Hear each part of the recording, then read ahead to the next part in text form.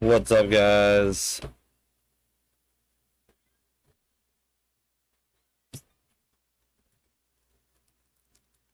Back on the Huskerz challenge. Yo!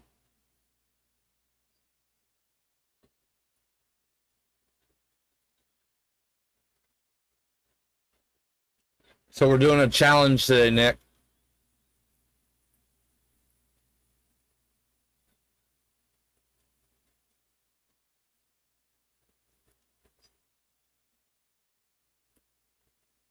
Yeah.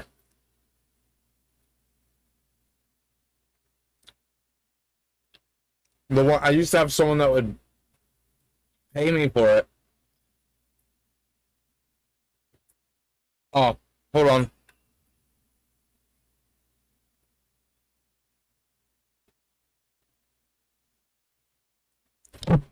Yeah.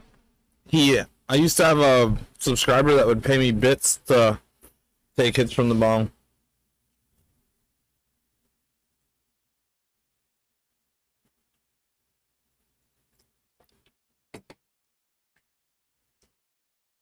Don't kick trash in my building. The fuck?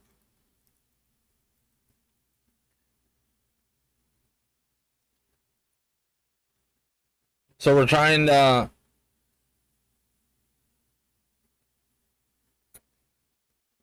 get the extra large grow room without upgrading this. So I'm gonna be growing out of the shitter the whole time. Let's do a trash run real quick. Can I get high? More money.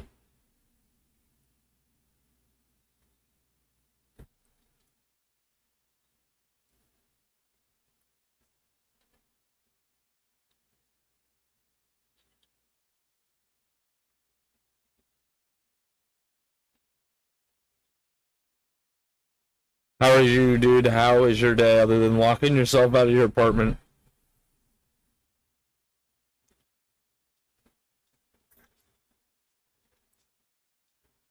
That was your low light. What was your highlight? Yo, Ty. What is up, Tyler? Thanks for coming in, dude.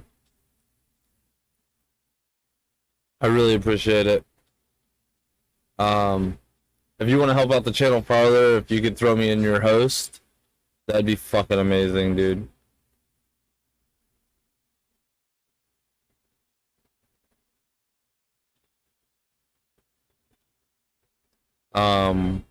Yeah, we're grinding out this challenge.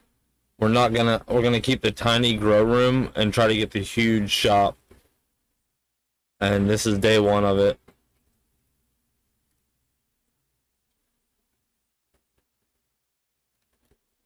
I don't want to sit down. Oh my god. Yeah, blunt.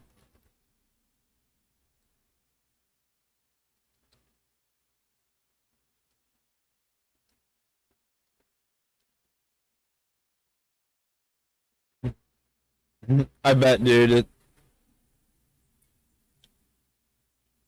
Welcome, Tyler. How was your day, bro? How are you today? How was Raft, man? I thought about buying that. It was on sale. Should I get it? We could play it together. Are you into it? You have to let me know. Trippy Red. Juice WRLD. Juice WRLD, Trippy Red. Diplo.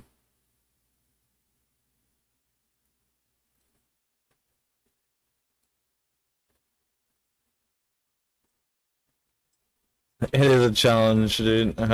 Right now, it's not that bad, but I bet in a couple levels it's actually going to be hard. I call it the Huskerz challenge, man.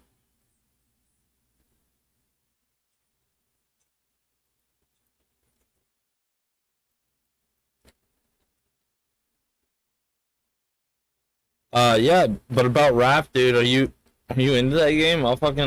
It's on sale. I'll buy it and play it with you on stream, dude. That'd be fucking fun.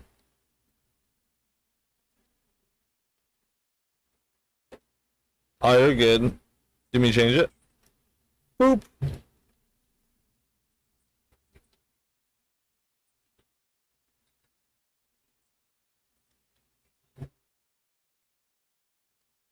Yo, where have you been, my guy? Thank you so much for the fucking subscription for 17 months in a row, Jake. I love you, dude. Okay, called to you, man. Have fun. If you get back on, dude, come back in, dude. I miss your ass. Love you. Called Tia, tell her I said hi.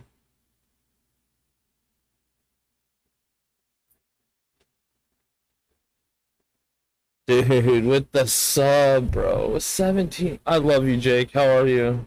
How's your day, man? Always working, always working.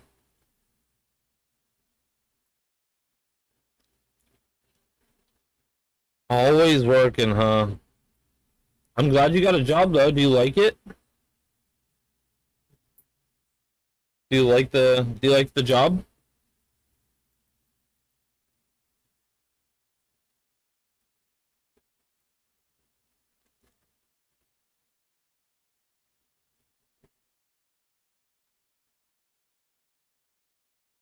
Nah, you're good. You can listen to. Oh, I know I can listen to whatever. I just it's just a lot sometimes. Yeah, I bet, man. I fucking bet. Hey, it's better than nothing though, you know? It is better than nothing, which that's a lot of people have is nothing. But actually it might not be better than nothing. Some people have nothing and get paid a shit ton. Let's not talk about that.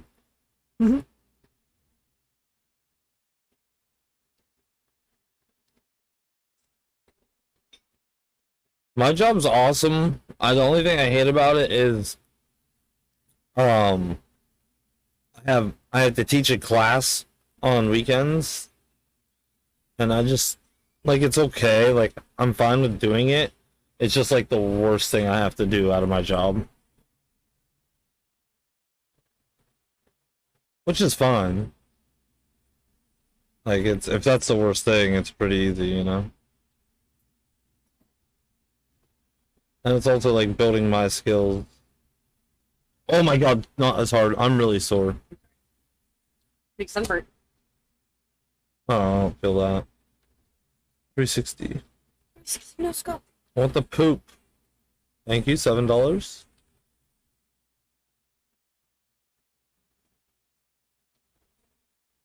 Okay, can't get that one.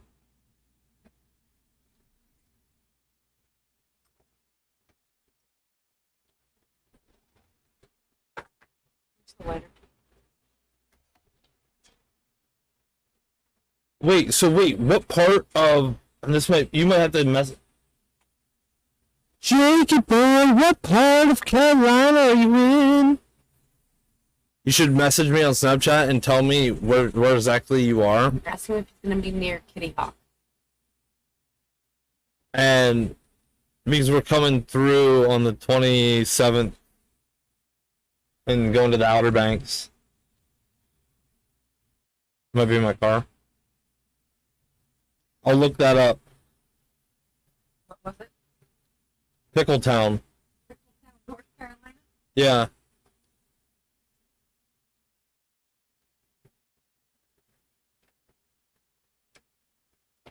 Oh, you got it too? You got it?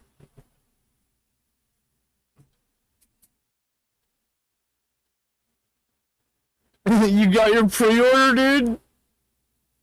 Let's go! Fuck yeah, dude. Fuck yeah. That's awesome.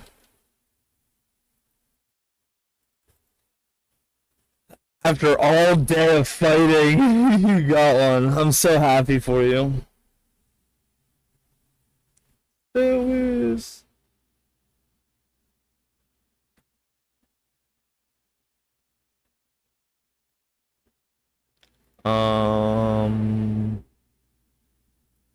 I need some more.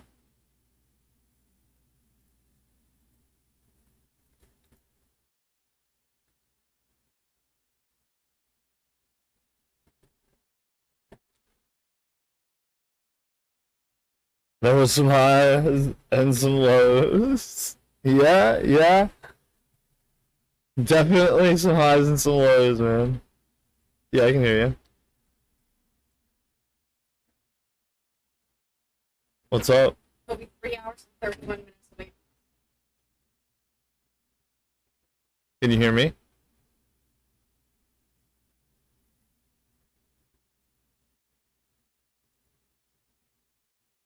What's that? From where we would be and where Jake would be. Is that where we're gonna be? Kitty Hawk, yeah. North Carolina. We're gonna be 3 hours away from you, Jake.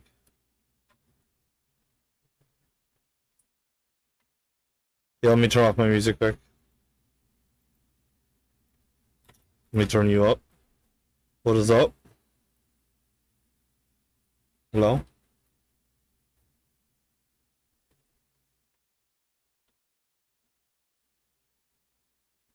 Yes. Hello? Yeah, I can hear you. Can you hear me? I can hear you. Let me check my audio thing quick. Because I could hear you, my sir. My stream can't for some reason. Why can't you guys hear the game? Yeah.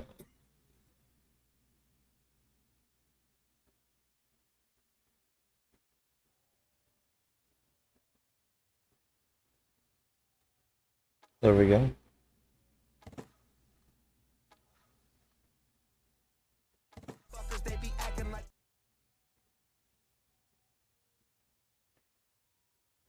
I'm not gonna stop streaming. But if you want to join, I can hear you. I don't know why you can't hear me.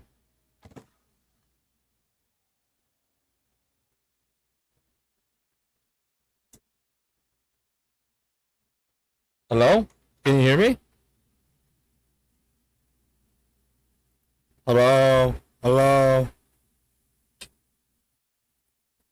Let me see if my settings.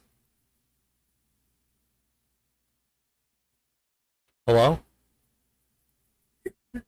Hello? Hello? Hello? Can you hear me? I see you. I see you. Haha.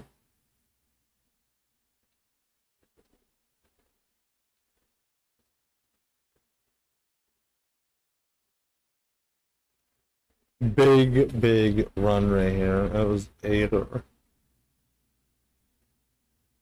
Yo, shoot. Can you hear me?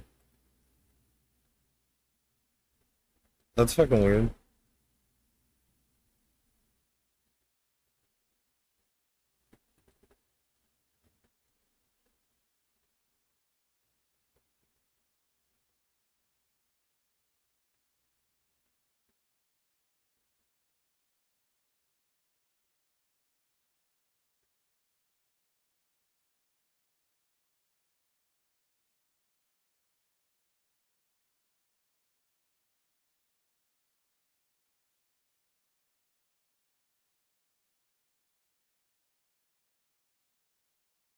See refreshing the pages, and on the one I managed to get in, and then so like I put in all my information, I bought it, I got my order confirmation, I got a text from my bank asking like, we blocked this, we think it's fraud. Is this fraud? I'm like, no, it's not, it's legit. And they're like, okay, cool, it's not fraud, but you have to reprocess the transaction. This transaction go through, you have to reprocess the transaction.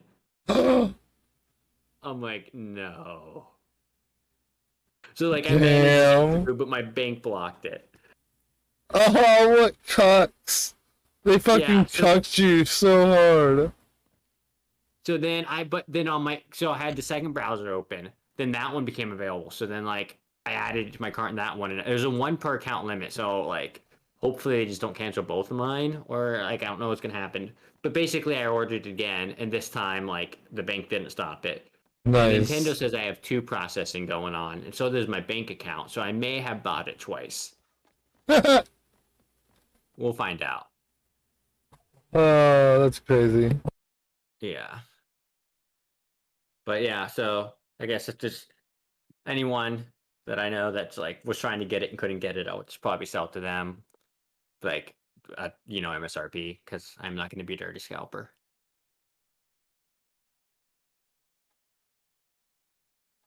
But yeah, so my whole day off was literally just kind of refreshing that page. Oh my god. It's gonna be the 26th and the 27th, Jake.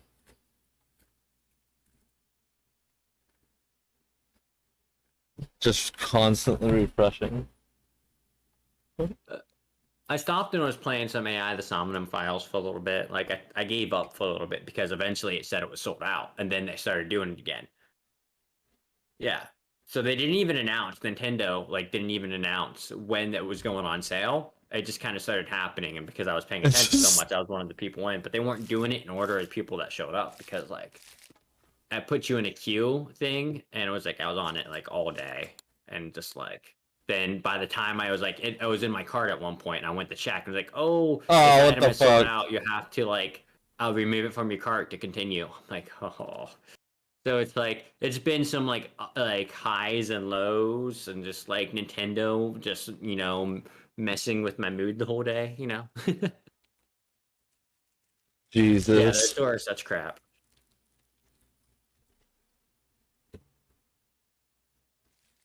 I can see why.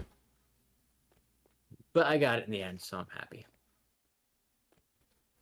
Oh, you coming back to Pennsylvania? No, Jake is. Oh, I'm going to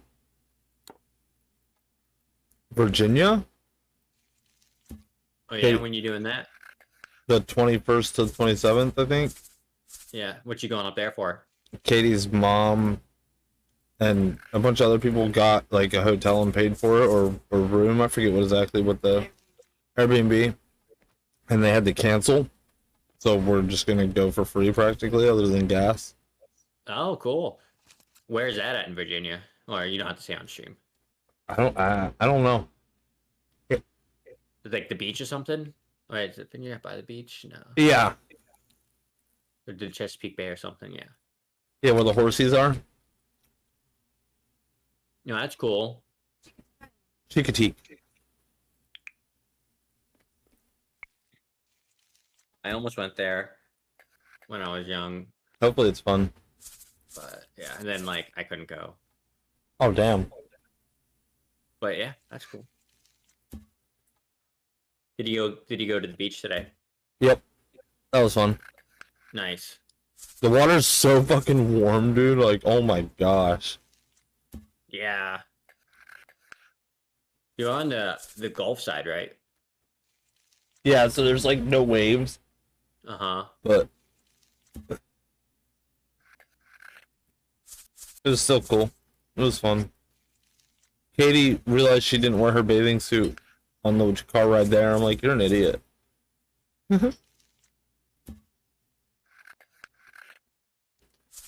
You just pick up a bathing suit, or she just went just like She only got up to her waist. She didn't like get her okay. bra wet.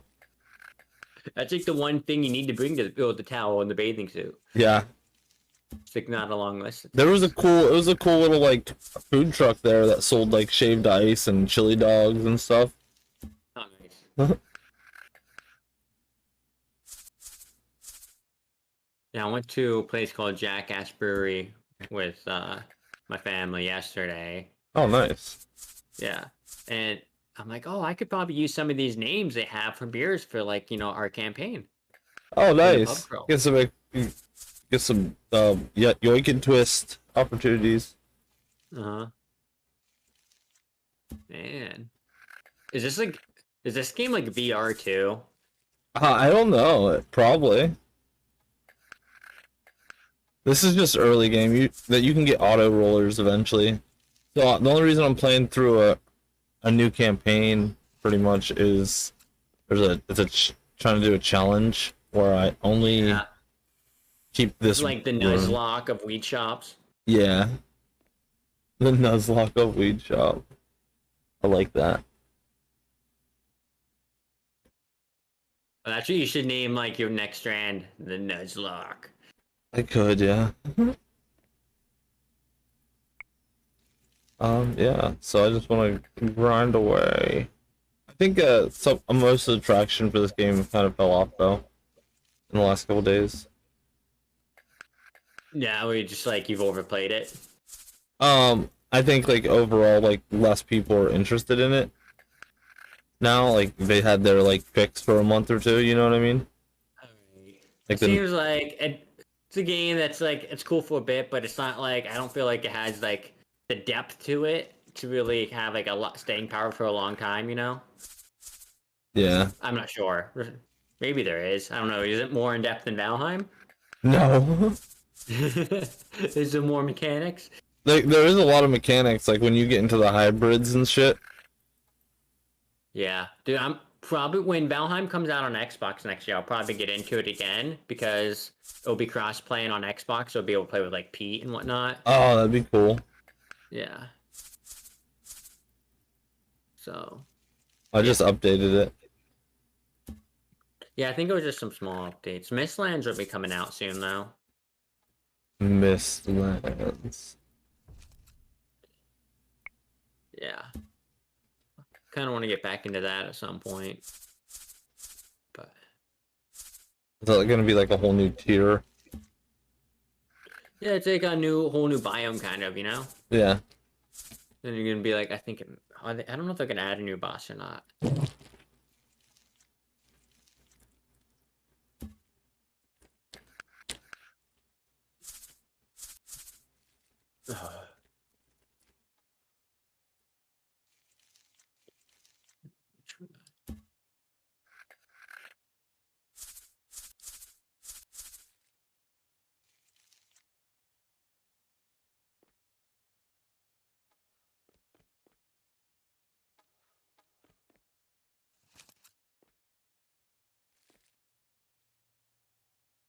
Okay.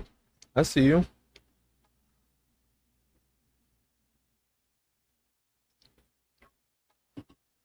Going back up to Pennsylvania, huh? I can't wait to do that again. All right, I'm gonna head out. Have fun with this. Yeah, I appreciate you stopping by, man. Uh huh. And I'm glad you Thanks. got your Xenoblade. Yeah, I would have really felt like a wasted day off. I mean, I don't work a lot right now, but normally I work a little bit each day. But No, yeah, yeah, I but feel like you. at least it was worth like my efforts were like actually worth something, you know? Yeah, it was worth your time because you got to spend money. Yeah, yeah. I worked all day to spend money. And then my bank Well, fucking you know what cock though? blocked me. If I do end up getting two, like they're selling on like if I was like an asshole, I would just sell it on eBay for like $350. It's that's what they're going for. And it's Oh like my 90. god. Yeah, it's like I pay $90 for each one, 95 with tax and whatnot. But then like I could sell it on eBay for like 350. Fucking insane. Yeah, I'm not gonna though. I'll see if I can just cancel it. That would be the easiest. If Yeah, it because does you'll go know through. in time. We'll see if they both go through or not. They're still both processing. But yeah. Well, have a good one, man. Yeah, you too.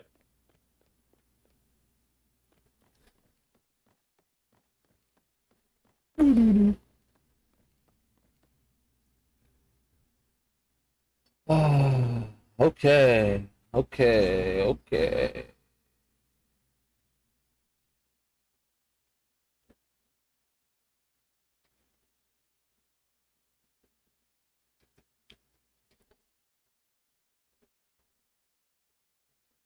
Jakey boy. How long are you gonna be in Pennsylvania for?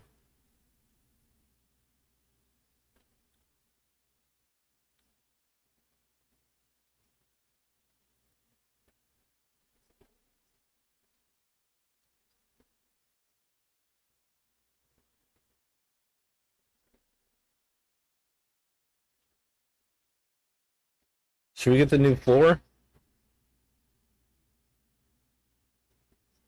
I think we should save up 20K.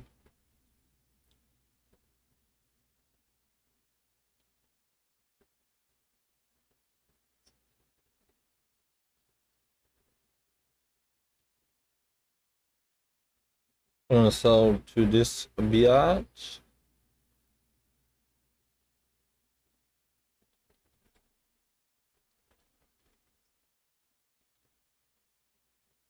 Free sample?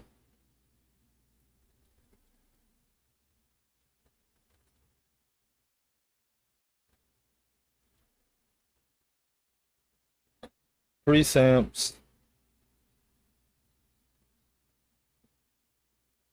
We got the local. Give him a blunt. Really? Forest. Joint. Local. Blunt. Forest.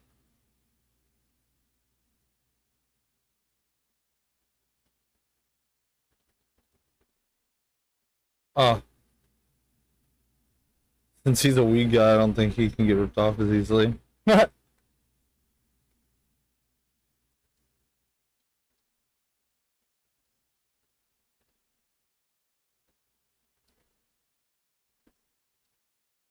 Yo, Justin, what's up, man? What's up?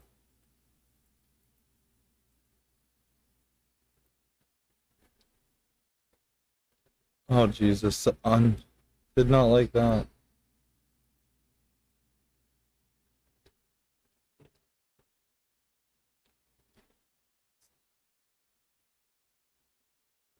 I'm growing some more cheese. More cheese.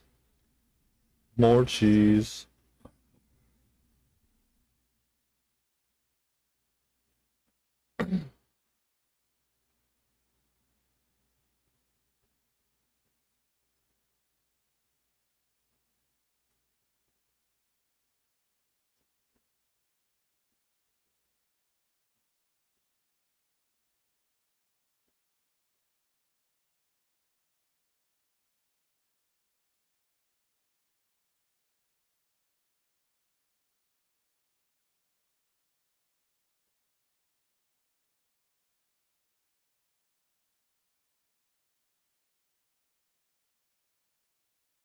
Oh my God.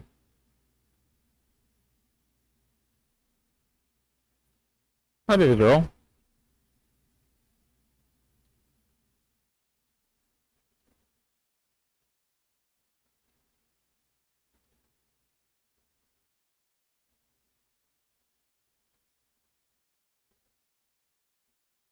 We got this. We got this.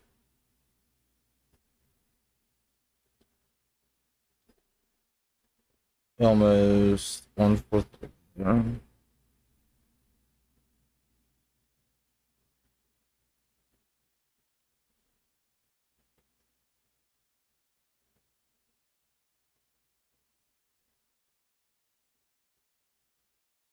I'm gonna sell to one of these days. Thank you. There we go.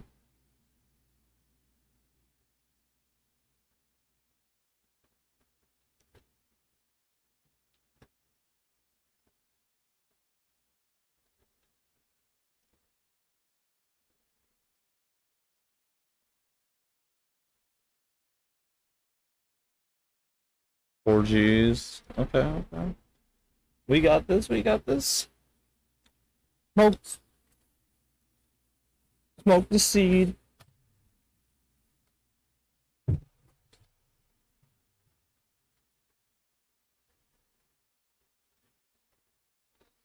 Yeah.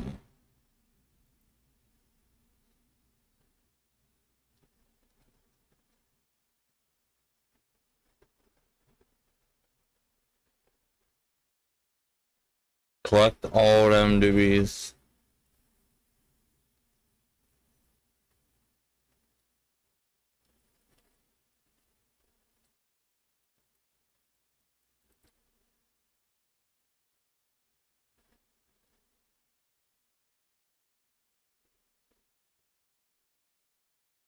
Okay, okay.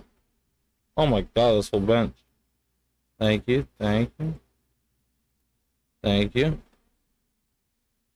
Holy poop, that was a lot. Jake, are you back yet, man? Oh shit, we need to activate Twitter. If you're back, how long are you gonna be in PA for?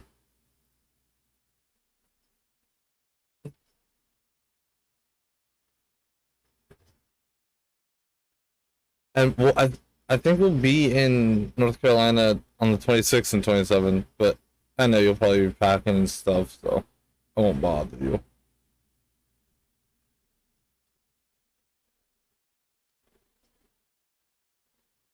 What the fuck did I run back for? Oh, Twitter. Only gonna be in PA for like 3 days. Oh. Well, hopefully everything's good when you go up.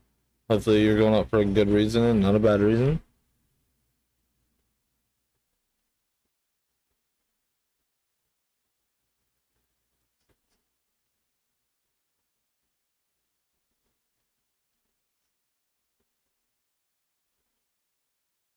So yeah, you can do a bunch of stuff with that. Yeah, to take out.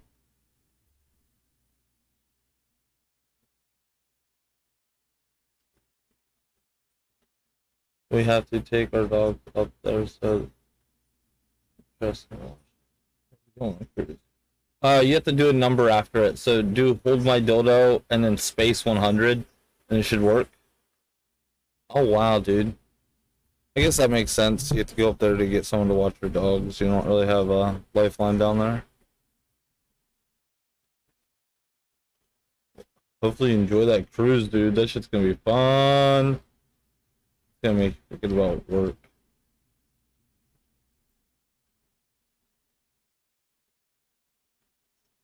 Level 7. Yo, what is up, Supa? Thanks for tuning in. Thanks for tuning in. Yo, Eric. Thanks for tuning in, Eric. Thank you, thank you. Really appreciate it.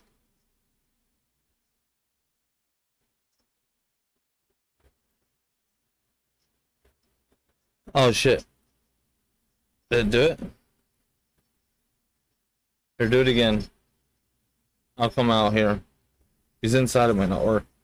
Yeah, you can do 69. 69 works.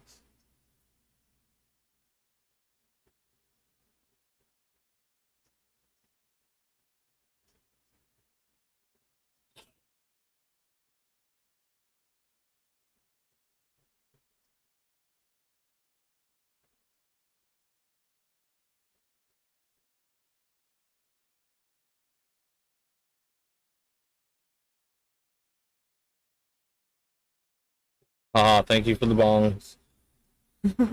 You made it rains dildo bongs on me.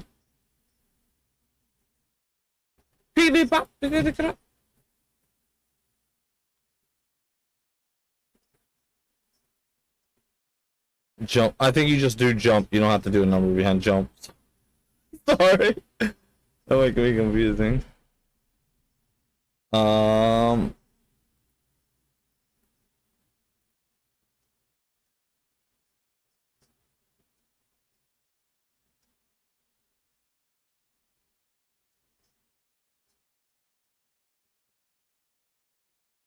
Fuck, I don't get it.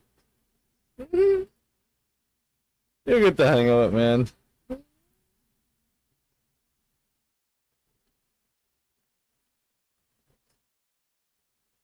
There's a bunch of things. You can do hashtag assign random space at lovedonkeys92 and it assigns your name to a random NPC in game. So every time I go up to them, it says your name next to theirs.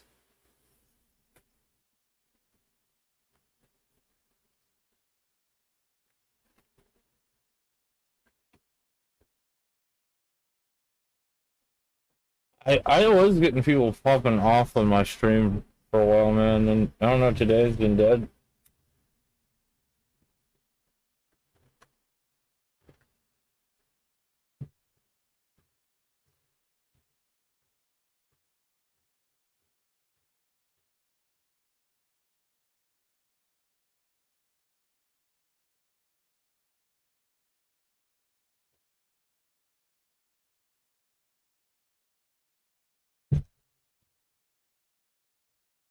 Thank you.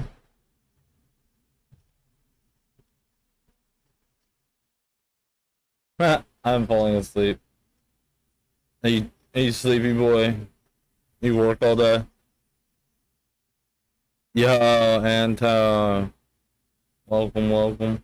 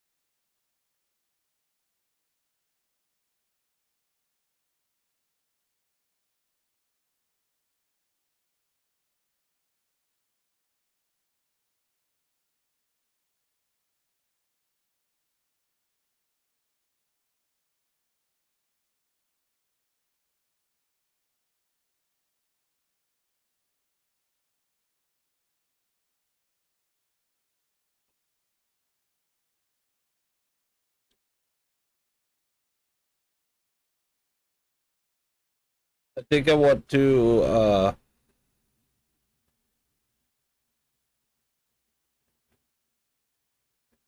maybe play a different game. I don't know. What do you want to play, Jake? I don't think I have.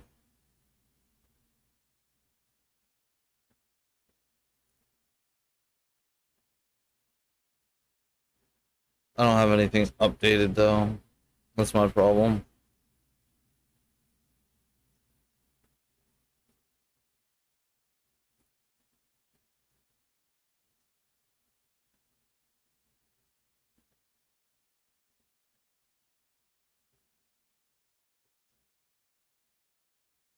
Car Mechanic Simulator 2008.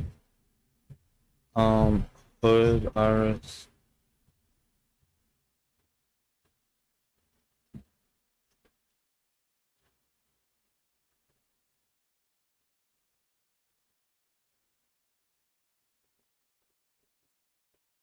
Need some more UK.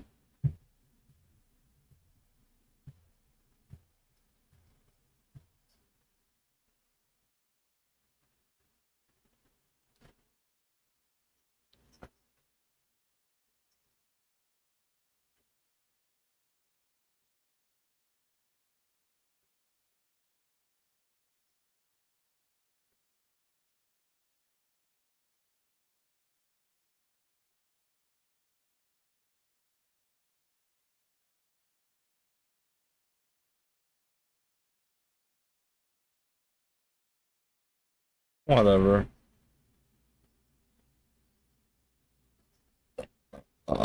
Really?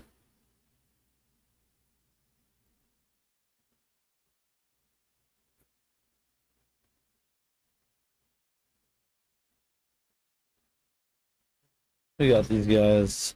Easy, easy clap.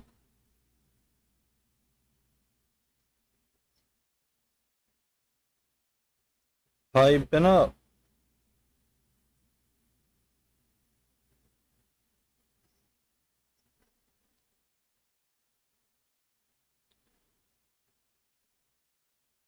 Yeah, yeah. Jakey boy. All girls are the same. Boo, boo, boo. You can go to bed, bro. I appreciate you just stopping by even for a minute, man. It means a lot. Especially today.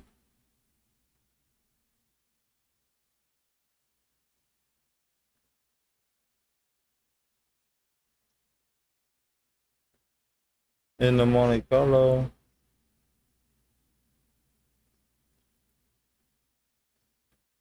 You gotta stay awake? For what? What do you have to stay awake for, man?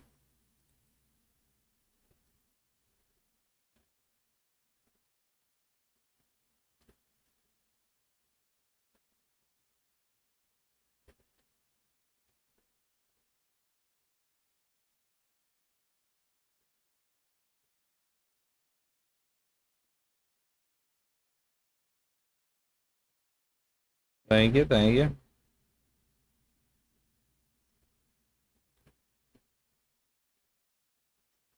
All girls are the same.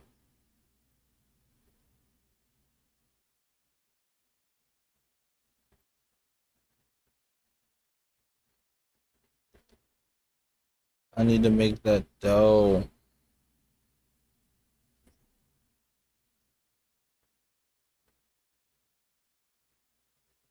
That's true. It is 9 o'clock though, dude.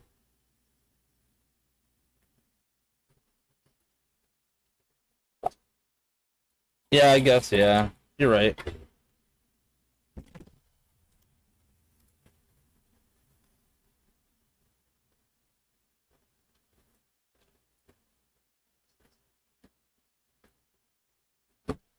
Make yourself some coffee, dude. Get some energy. Start doing jumping jacks. I don't know.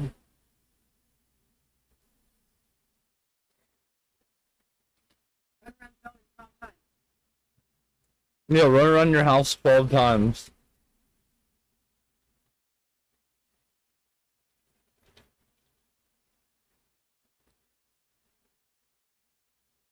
You won't.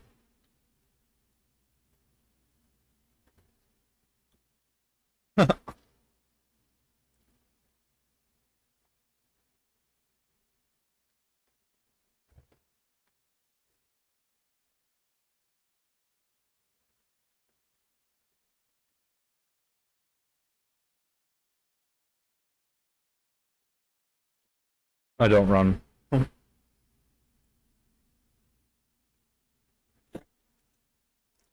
Get some food. That'll help you. I'll give you some energy. What's that party? Yeah, yeah, yeah.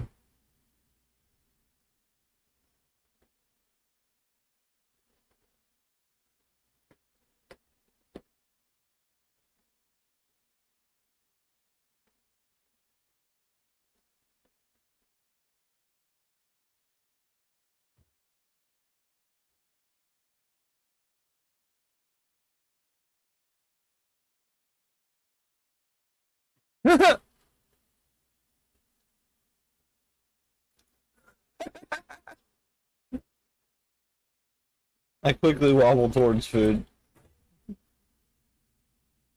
That's awesome.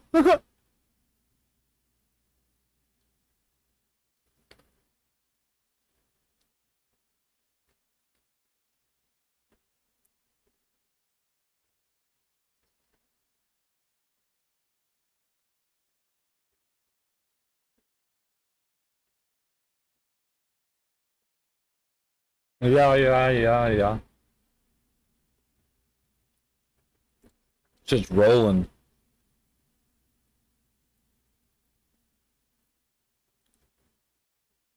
Thank you very much.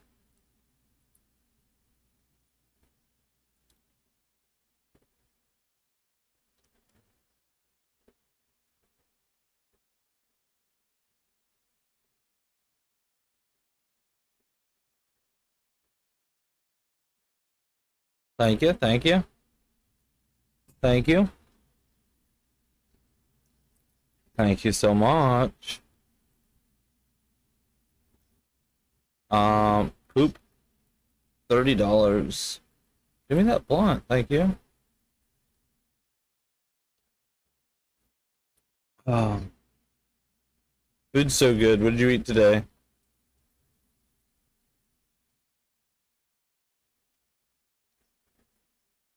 What would you have? What'd you cook? I know you a big cook. Yeah, yeah, yeah.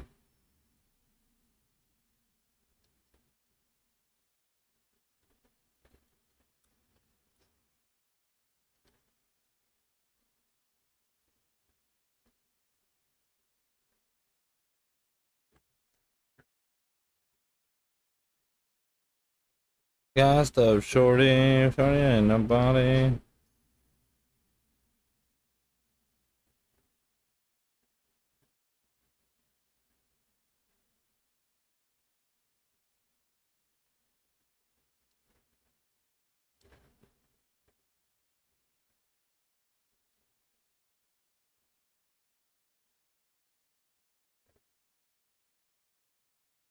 Searching for. Run as fast as you. I literally had a cinnamon roll and taco. Damn, dude, you need to eat more.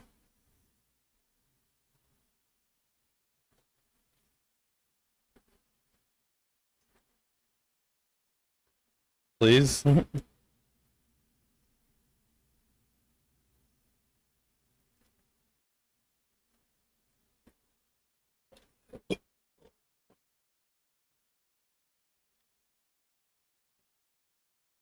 Oh, mold.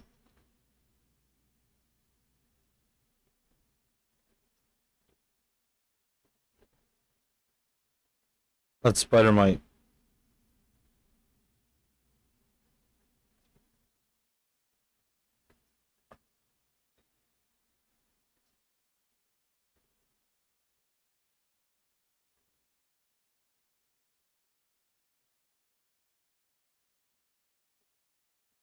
I have to get new stuff. I don't want to get new stuff. It costs so much money.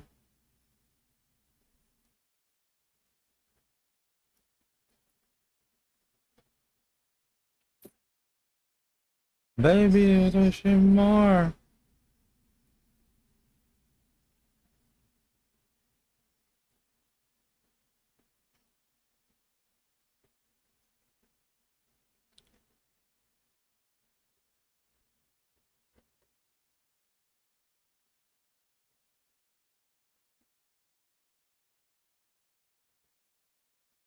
Oh my gosh, so much money.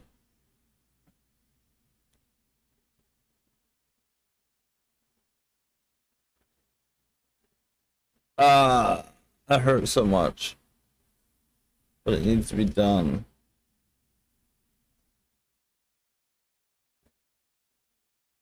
Let's cut her off early. What's up, Francisco? I got you, homie. I got you. Dude, I love tacos.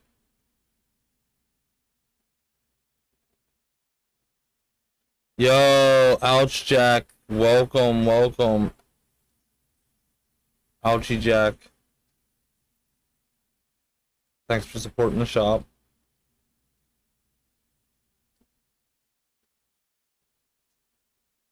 We're doing a challenge run. Like the Nuzlocke of a lead jump. Which right now it doesn't really affect us that much. It will in the future though. Early game it's just like you're playing normal.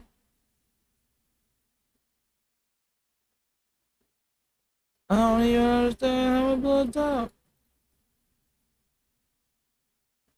How are you doing today, my sir? Good job. Look.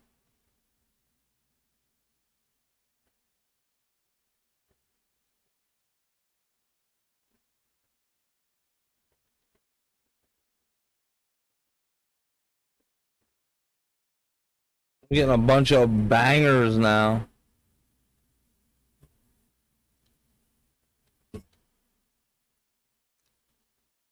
Hang on.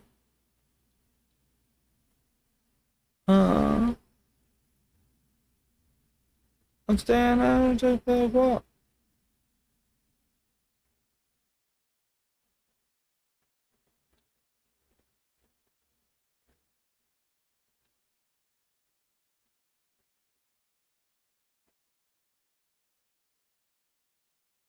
4 minutes, 7 minutes.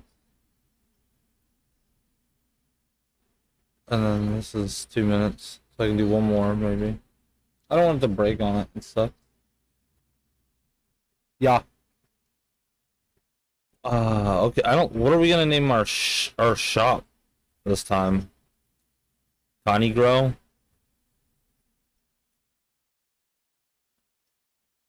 I think Tiny Grow would be a good name. I forget how we name it though.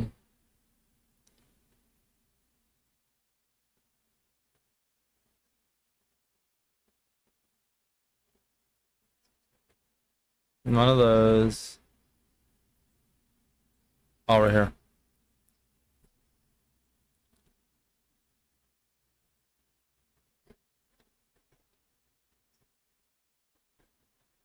There we go.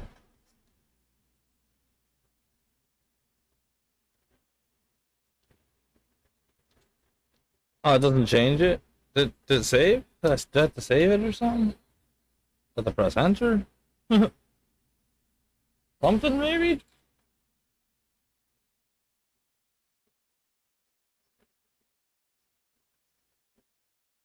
Hmm. No.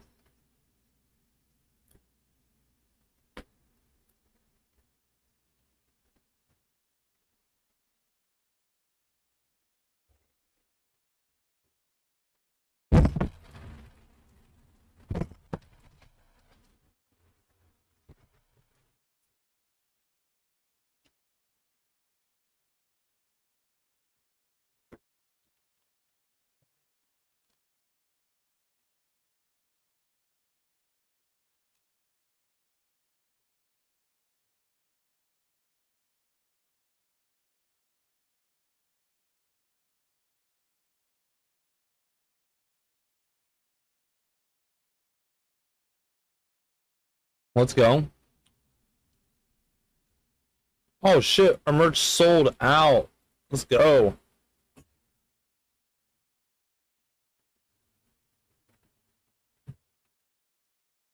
Alex, let's go.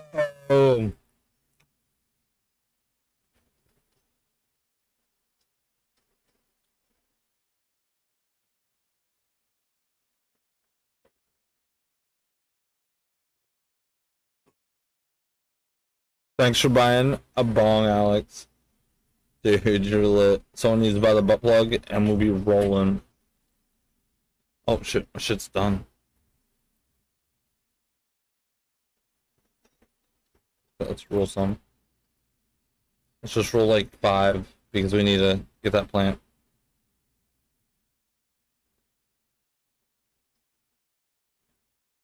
Oh, excuse me. Okay, sweet. 1 or 2 more sales. 1 or 2 more sales. Let's come on, Michelle.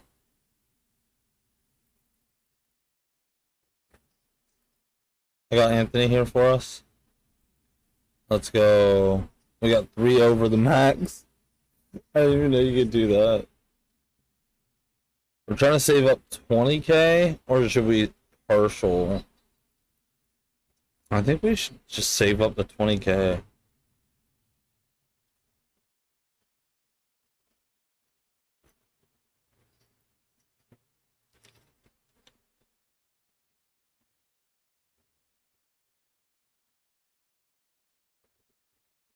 Pick up that poo, 30 bucks here and there. Take this doobie off my hands, girl. Thank you. You already have a bag. Well, thank you. I'm trying to sell to a chick that already has a bag in my shop. Okay, what about you, dude? I know you want some. Oh my gosh.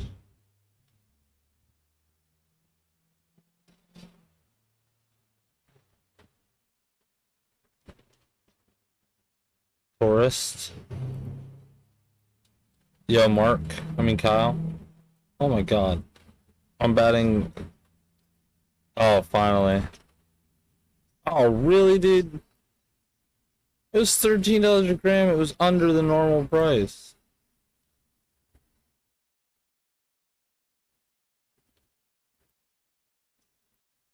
Oh.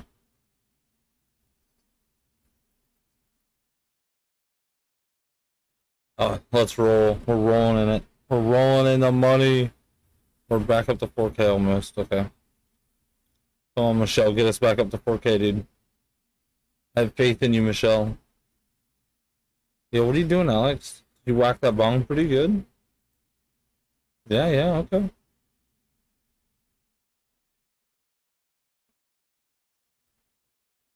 What's up, honey? What's up, Laura? Good job, dude. You got us above 4K. Good job, man.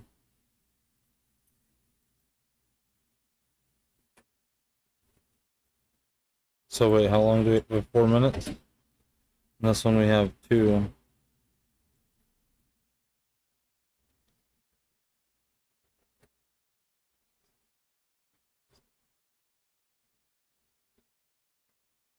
Do you want me to bring it back in? Is it ready?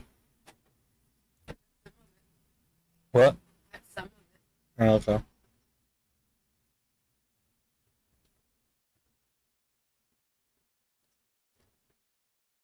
You better spread the word, pussy. Just like here, if you guys want to help the channel a little bit further, without paying money, you guys can go to your own channel's chat and type /host space dhoppy to boost us in the algorithm. It really helps.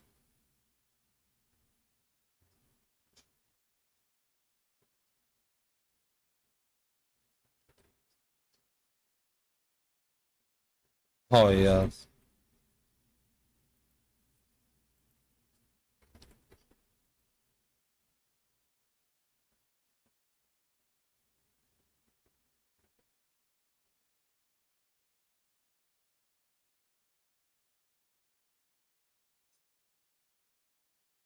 Hey girl, hi.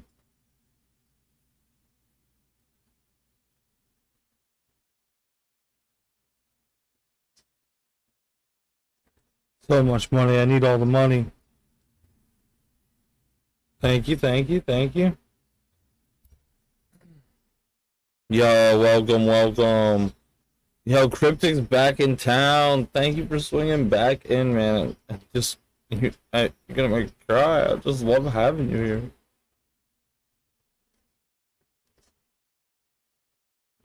How long do we have on these? 40 seconds. We might be able to do a quick dart run real quick. What are you doing? Why are you walking past, man? You know you want to go in there.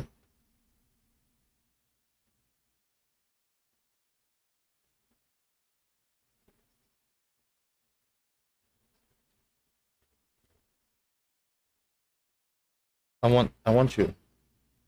Thank you, thank you. Okay, are you okay?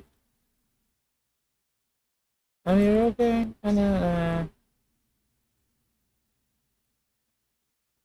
No.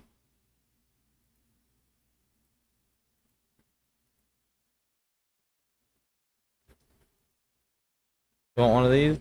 Oh yeah, you do. Thank you, thank you.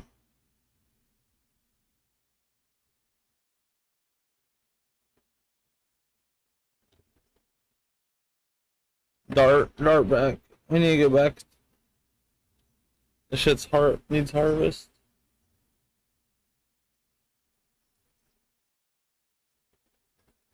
Yeezys in a stock room.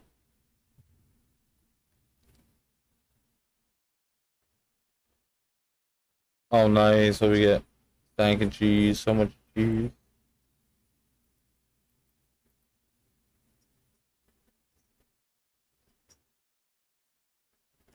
I need to go save. So much cheese. Don't.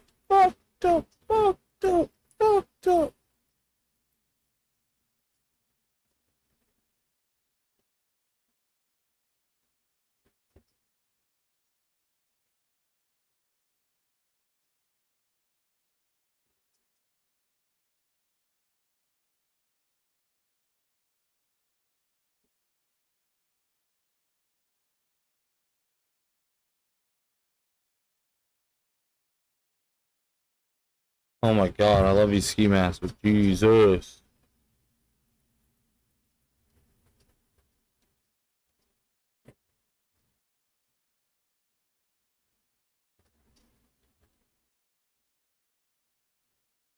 Uh, you didn't want that, I'm sorry.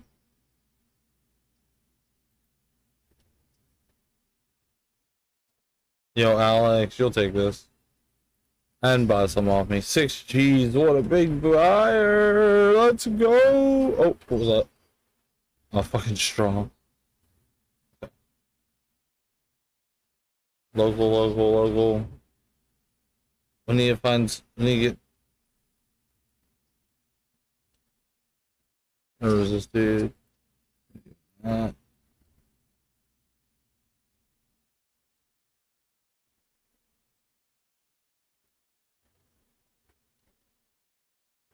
yes, I can give this guy a joint.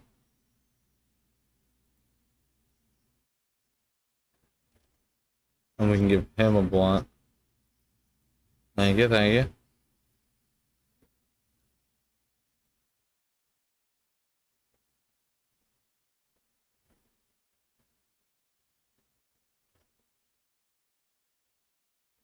I don't know how to do it even faster, even better. Let's get weed.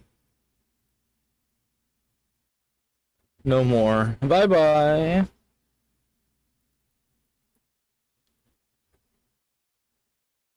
I love puck. I didn't replace those. I'm an idiot. You want that? You want that, girl? Ah, I just want him to buy one. What's up, Velma? I know, I just took your cred. I'm sorry, dude.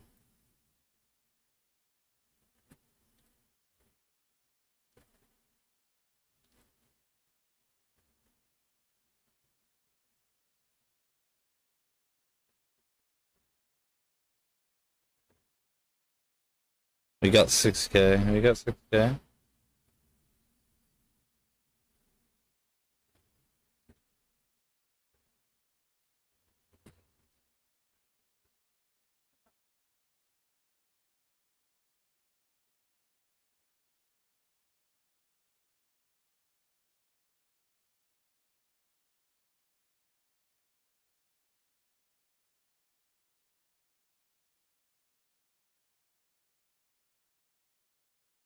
What the hell did I do?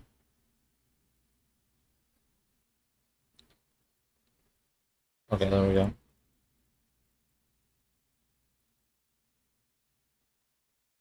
Get a big doink. Oh my gosh.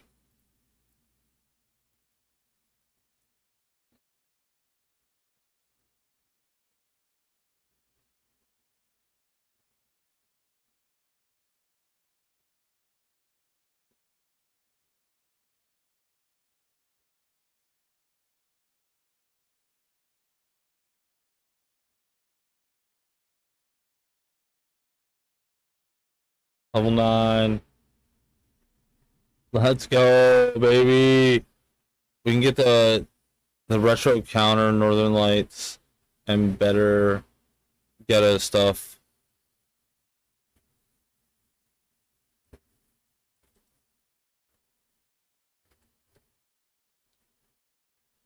That's a big jump, dude, because we're gonna get the Northern Lights next, and we can get the new components after ours break.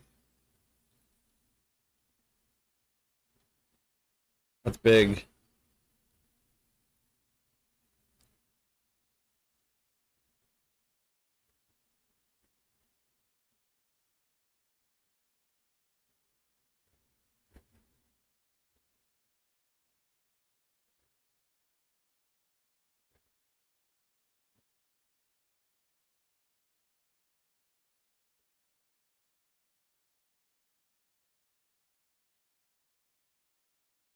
Thank you, thank you. I knew I could get that jar up there. Yeah, so Northern Lights next.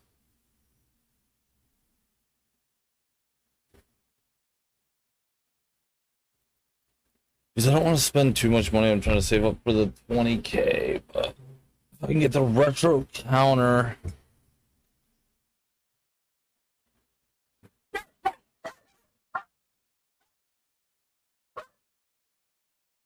Sorry about that, guys.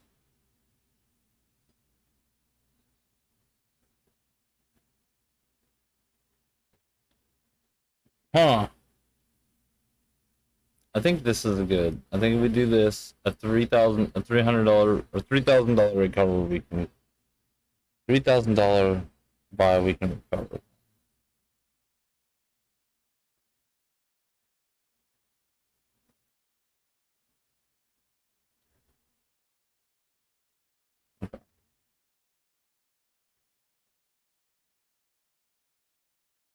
I think we can recover from that easily.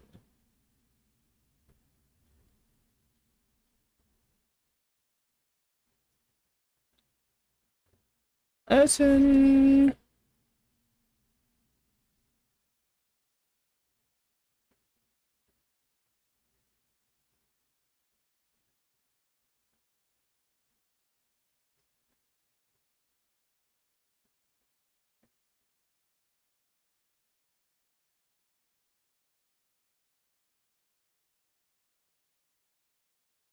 Okay, I see. I need to give him some.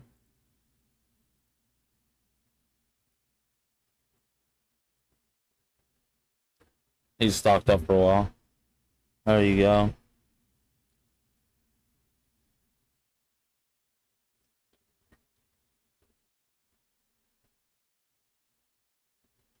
Can I get the better grinder yet? That's the question. That's the real question.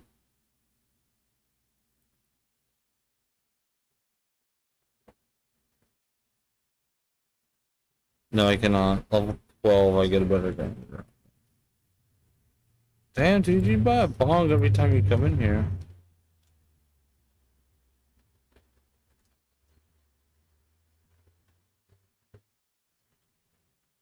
Oh, get back to work. Start passing out those J's.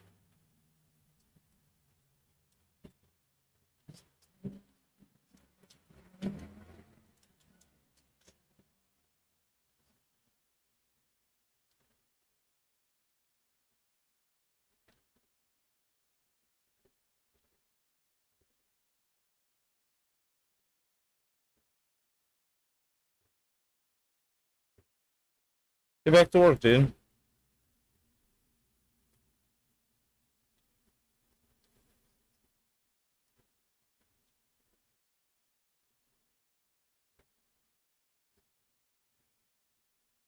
Yes, there we go.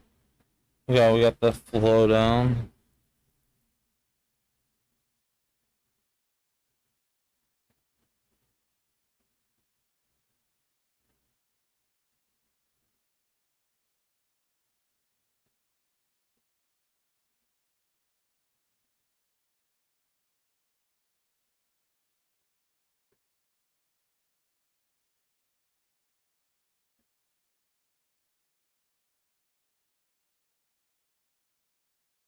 I just want to roll these up so when she needs more, I don't have to panic. I can just give her like 40 more. But I'm not gonna roll 40 right here.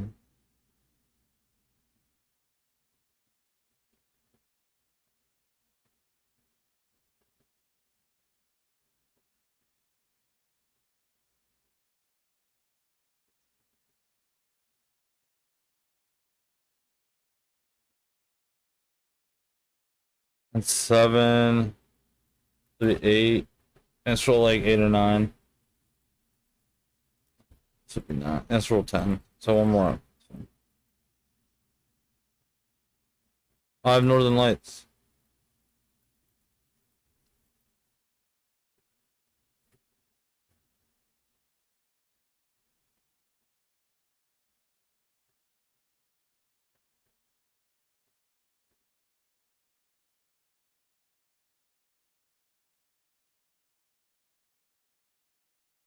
Fuck yeah, I keep passing them out.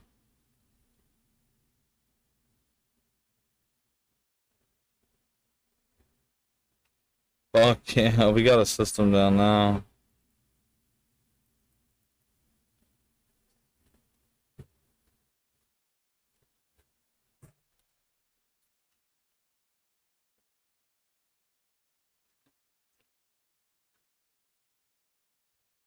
Drowning in this liquor bottle, and drown is not enough.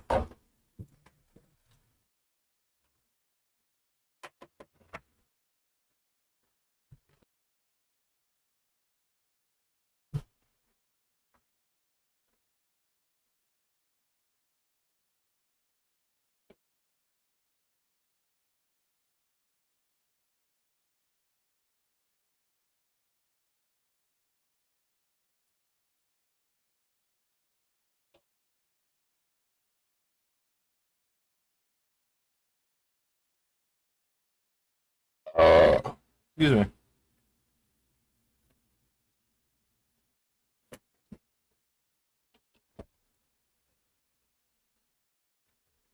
No. Stop getting moldy.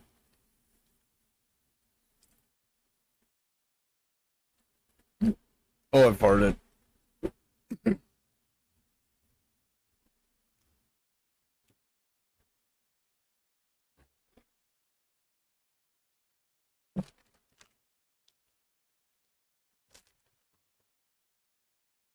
He's already in the store, Anita.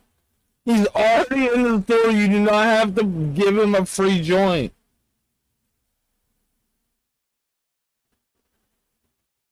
What the fuck?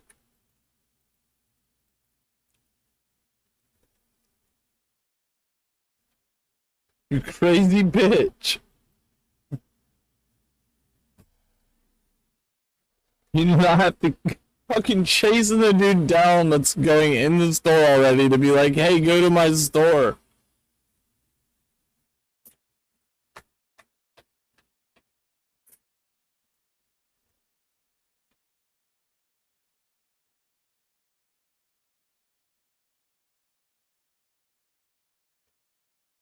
Oh no, fuck.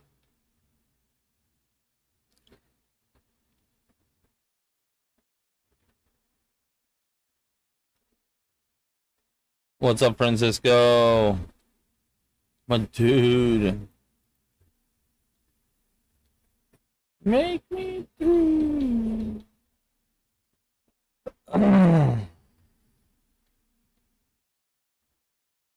18 bucks, little man. Put that shit in my hand.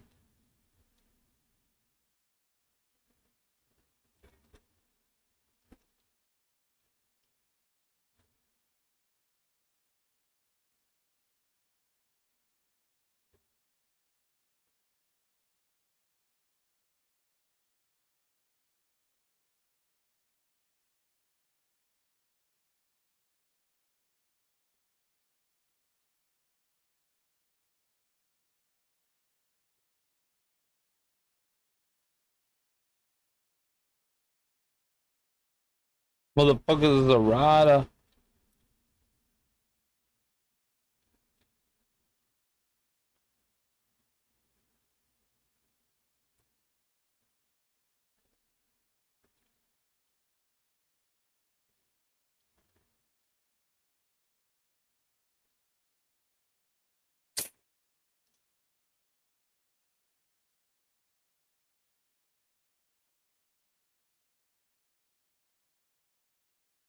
Daddy's cream.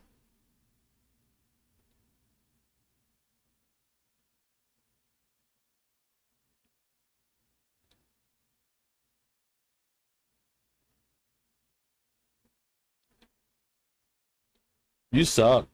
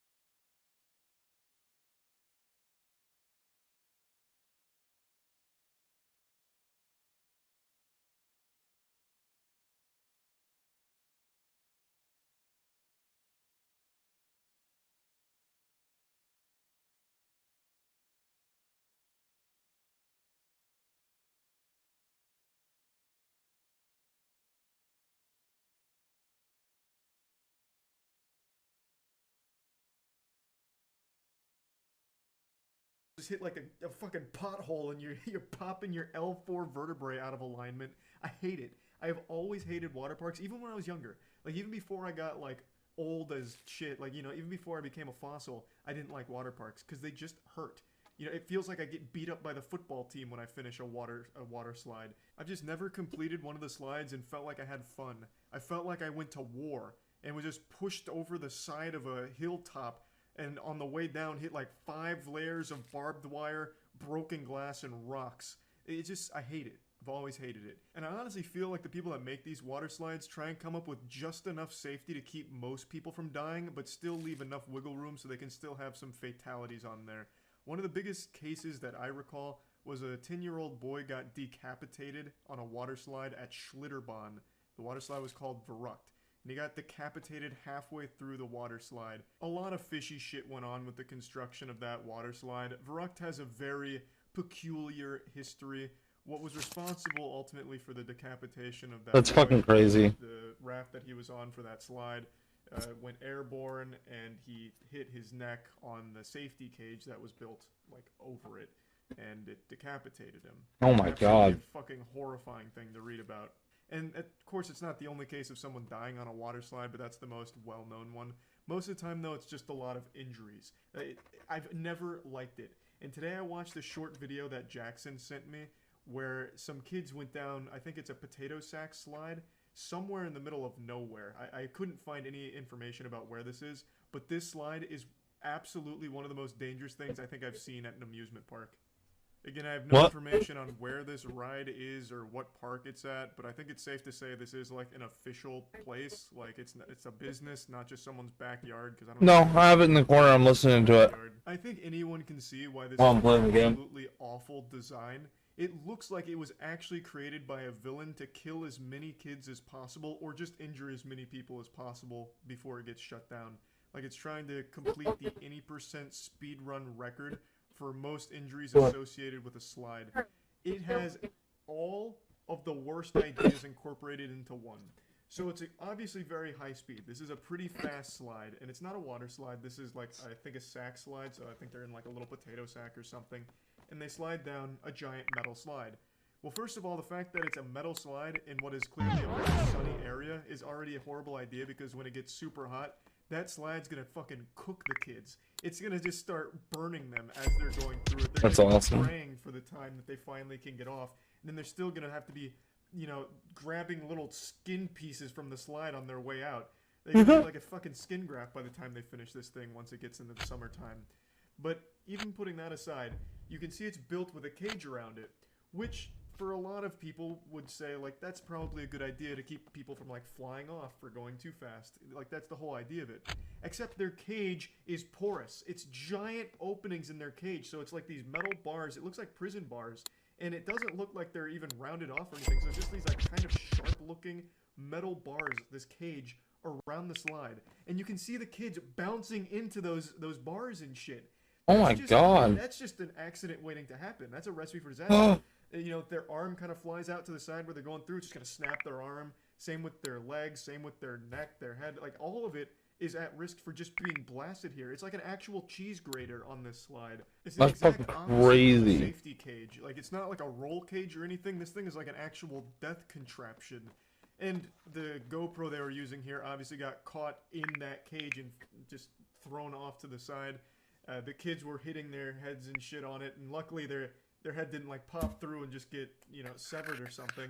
But this absolutely looks like it's just mini deaths waiting to happen. But maybe that's the point. Maybe this is one of those suicide slides. I'm sure all of you have seen that video by now where someone designed a suicide roller coaster where it's like a series of 7 loops that get tighter and tighter, so it eventually kills you by the end of it. That's kind of what this slide seems to be like emulating, just a way of committing suicide in an elaborate way. Like, it just gives you one last ride. It's fucking baffling to me. Like, if a parent saw this for even a single second, I don't think there's any way they'd let their kid go on that unless they really hate their kid. I'm sure you also noticed in the video, the cage doesn't go across the entire slide. There's still those openings, like the open-air openings with, like, the platform there for the staff to get to, which is exactly one of the things that was responsible for the decapitation on Verrückt. The metal cage that goes over the thing, but there's gaps in between it, obviously. So in those openings, like on this ride, there's a very real possibility someone going really fast hits it, catches some air, and then also hits their neck and head on that cage start, which is what killed the boy on Verrückt. So they have literally the same fucking problem as Verrückt did. And I just think that this is a disaster waiting to happen if it hasn't already. Again, I couldn't find anything on this slide, and I looked everywhere. This was posted on like 12 different subreddits, and I checked every single comment on every single post about it, and nobody had any clue where this was. So maybe this really is like a homemade contraption. I have no idea, but it doesn't seem likely considering the like scale of it. It seems huge, and it also seems like a lot of property that they have here. So I would be very surprised. Plus, there was also some other people on the beginning of the platform that looked like staff members, and I don't think parents that built this in their backyard as like a fun project would hire full-time employees to man it for them. So I'm imagining it's like an amusement park somewhere, but no idea where. But this shit, I mark my words, if it continues to stay open, I'm sure this won't be the last time we see it. It'll probably be in the news again within the next couple years with some tragedy that occurred at it. A very predictable and avoidable one at that. So yeah, I just wanted to briefly talk about how much I dislike water park slides, and I guess slides in general. Maybe I just fucking hate slides. Because this one's not a water park slide, and it's still just as dangerous. And I hate it I just hate fucking slides. I just wanted to vent about it a little bit, because why not? This video just really brought the demon out of me, and I needed to rant. Anyway, that's about it. See ya. See you.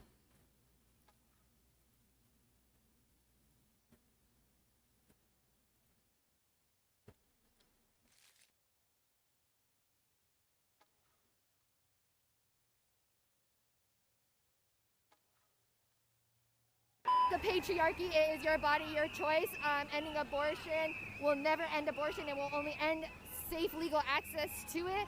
And I think if you Love ask Channel any 5. of the Republicans who are so loudly shouting pro-life, if they've ever forced a mistress to have an abortion, and I think it will be shockingly alarming how many they do. We are here to advocate for all uterus havers. There are many, many accesses for you to make sure that you are still capable to receive safe and legal abortion. Tonight, history is unfolding across the United States. The highest court in the land reversed course on 50 years of federal constitutional rights to an abortion, sending the issue to the states.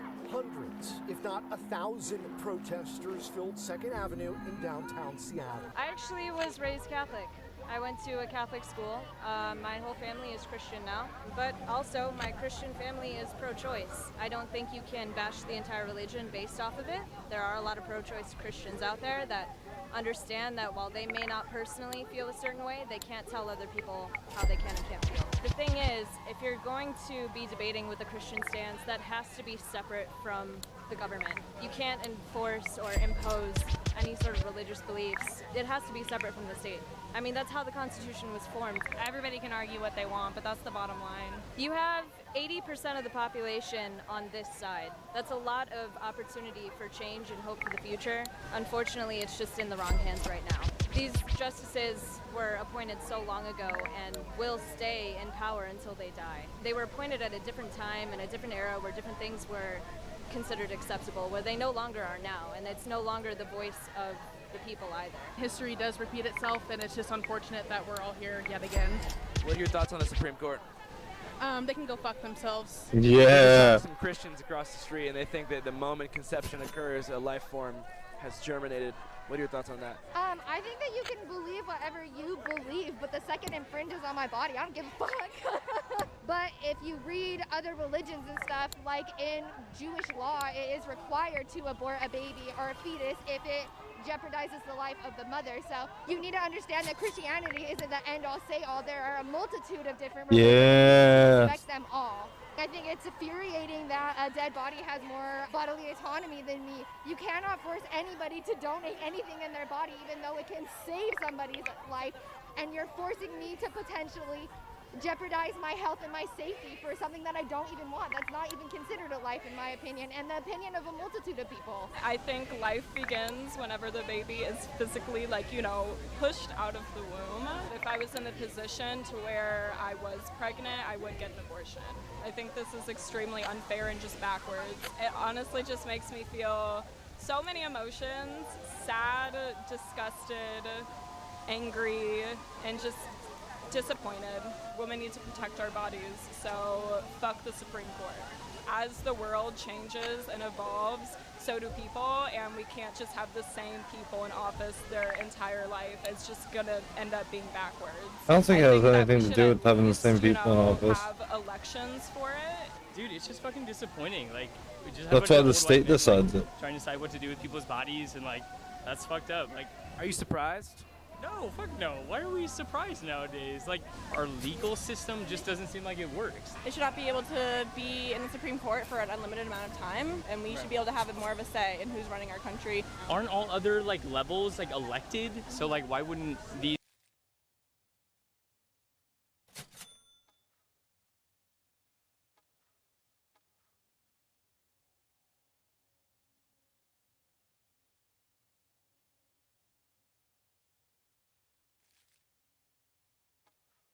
Yeah, this is Billiam Tice. I have a confession to make. I told you guys to be patient for the next Ben 10 video, full knowing I was gonna spend way too high of a percentage of my life making videos about the show Lost. But please don't be worried, that's not all I'm doing with my life right now, I swear. So about a year later, we're back talking about Ben 10. And his name is Ben Tennyson.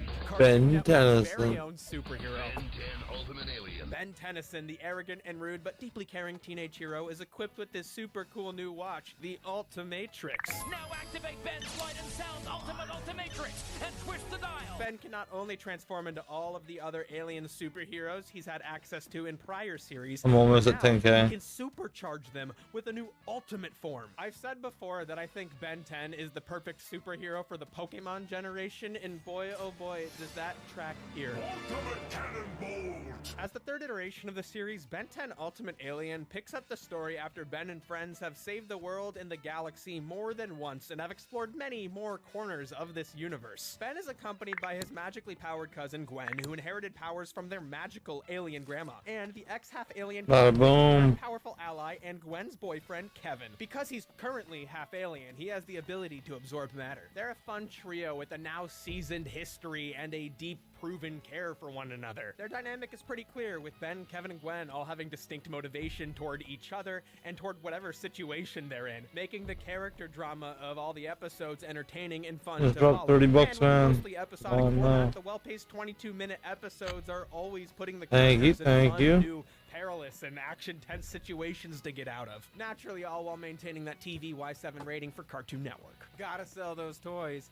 Ben 10 toys, baby. Ben 10 toys, All over baby. this now familiar universe, previously hidden behind so many secrets. Ultimate Alien takes place in a lived-in world, with characters and character motivations being assumed to be known not only from Alien Force, but from the original What's up? series, with many classic characters making their debut post-time skip. As a continuation of Ben 10 Alien Force, headed by the same creative team, Glenn Murakami and Dwayne McDuffie, Ultimate Alien is very much in Do you the think same they'll fix tonal the and AC? visual world as Alien Force. I don't I know. think both series definitely have their low moments. I think Ultimate Alien more so seems to stagnate creatively at not. times, as this is What? deep Dripping at all. into the run of It's classic dripping a lot. It's not Ultimate dripping. Alien Oh definitely my has some God. great moments and some very creative storylines. I'll have to drill a hole on the other side, maybe. Very mixed bag that is Ben 10 Ultimate Alien. Before we It's continue, this not video is sponsored by NOT. Displate. Displate is a one-of-a-kind metal poster designed to help you capture your passions. Featuring an incredible variety of designs from both familiar brands and premium artists, Displate has an incredible collection of art that will connect with you, the audience. Okay, so I was really Connect excited with you, they let me take home the 5 audience. of these things. I gotta show off some of the stuff that I decided to get. First off, we got Make Your World Bigger, the Discovery Channel. Oh, we didn't open these. Look at that mat. Oh, well, this one's gonna be going in our office to make our world bigger. But what's really cool is all of these brands come up with custom designs just for Display. Like Discovery Channel has a whole Animal Planet collection. This is going in the living room, but only when I have company. But the coolest thing about these art prints being made out of metal is there's a really unique, easy, safe magnet mounting system. You just apply the first layer and then add a magnet to it, and then you could That's easily pretty cool. arrange your display Pretty right over cool. it. If you wanted to, you could have a big collection of Not these things and sponsored. easily change them out from your wall. Once you get tired of that plate, you can put up this plate. I love these guys, huge animals. Most of my plates consist of huge animals. Look at this one, Hello Kitty's best hits. You gotta listen to track 3. This plate is shipped in a super safe box from the EU, and once you decide you want them, they'll come quickly in 4 to 5 business days. If you click my link in the description, you can get a discount and also see a collection of Displate curated by me to recommend to you, the audience. So thank you again to Displate for sponsoring this video.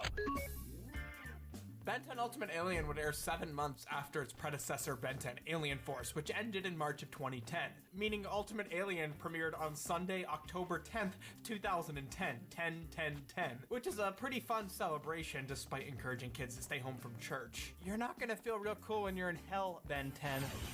Also catch the series premiere of Ben 10 Ultimate Alien at 10 a.m.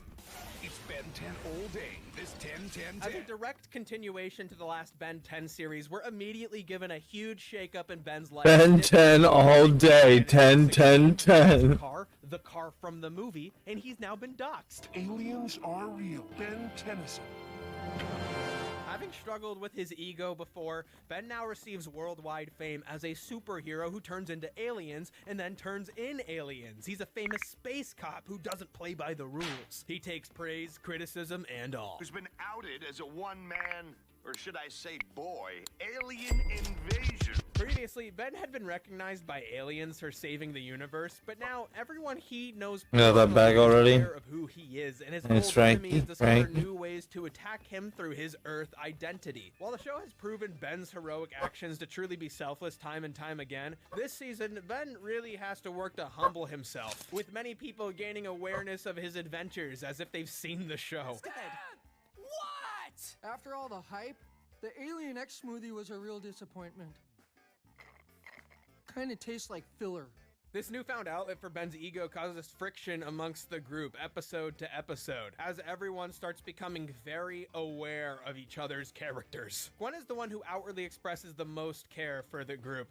While she'll start arguments, it's always from a diplomatic approach, not frequently from an emotional one. Kevin has the inclination to be quick to anger and to be a scummy guy and a criminal, but he genuinely wants to reform himself for his own sake and for his newfound family. Look, you know I love money more than anything in the world. What did you say? Almost anything in the world. Having been with the group for a while now and with Gwen for a while now, Kevin really starts to understand Gwen's perspective much more when it comes to Ben, and he agrees. Ben is a jerk, but Kevin is a jerk who works on himself. I'm trying to write this video for anyone to watch, but if you want to know my perspective on Ben 10 Alien Force, you can check out my video there to go watch the mid-rolls, to see my perspective. Just like in Ben 10 Alien Force, the first major arc in Ben 10 Ultimate Alien begins with a brand new character, the ultimate comic book type of villain, Agrigor. So Agrigor, he's an Osmosian, the same kind of alien as half Kevin. He's gone to Andromeda, our neighboring galaxy, and picked up some aliens he wants to absorb, aka aggregate, 5 aliens that, when combined, will make Agrigor oh so super powerful. The aliens he's aggregated stage an escape and crash separately on Earth. He's trying to aggregate them to become more powerful. He's Agrigor. That's what comic book villains do. They aggregate. The next Ben 10 villain should be McGuffin McGitter. So he's out here aggregating, determined to absorb the power of the aliens so he'll become invincible. But the cool thing is, instead of Ben just getting a new roster of 10 aliens this time around, like the previous 2 series, Ben scans the new aliens he meets, not currently in the Ultimatrix's dataset, because they're from Andromeda and not the Milky Way's galaxy. So a quick lore breakdown, the Ultimatrix is a knockoff of the Omnitrix, both of which have access to every single alien's DNA in the Milky Way galaxy. However, because Ben doesn't have Master Control's access, he can only transform into aliens whose species he's already met, or whose transformations he's accidentally unlocked as a kid through fiddling with the Omnitrix. The cool thing is, we preview a lot of the aliens first. I think in this instance, this is particularly good because Ben already has so many aliens. We get to appreciate these new aliens' power sets before Ben gets access to them, and then when he does get access to them, it's really fun. Aerospin is a turtle with a big old fan in it. It's resistant to magical mana. It has a huge fan in it. Armadillo is a big old armadillo robot that can cause earthquakes with a trembling pulverizer. Water Shock is like a large crab man that can shoot jets of hot and cold water. Amphibian is an electric jellyfish that can even swim. NRG is a really hot plasma guy locked inside a protective suit of armor. A lot of cool parts of Ben 10 Alien Force and later parts of the original series saw Ben meeting aliens that were the same species of aliens he could turn into. It was just a real cool way of populating the galaxy, creating these creatures and then designing the habitat that they reside in or jobs that they have. This is sort of a reverse way of doing that. So each one is introduced as their own character with their own motivations, just to watch Ben help them navigate their short time on Earth before handing them to the plumbers, the space police, to help get them home, just to watch the plumbers be killed, and Ben's new friends be re-aggregated by Agrigor. Imagine spending all of your time space aggregating just to have some brat, Ben 10, de-aggregate all your aggregations. Aggravating.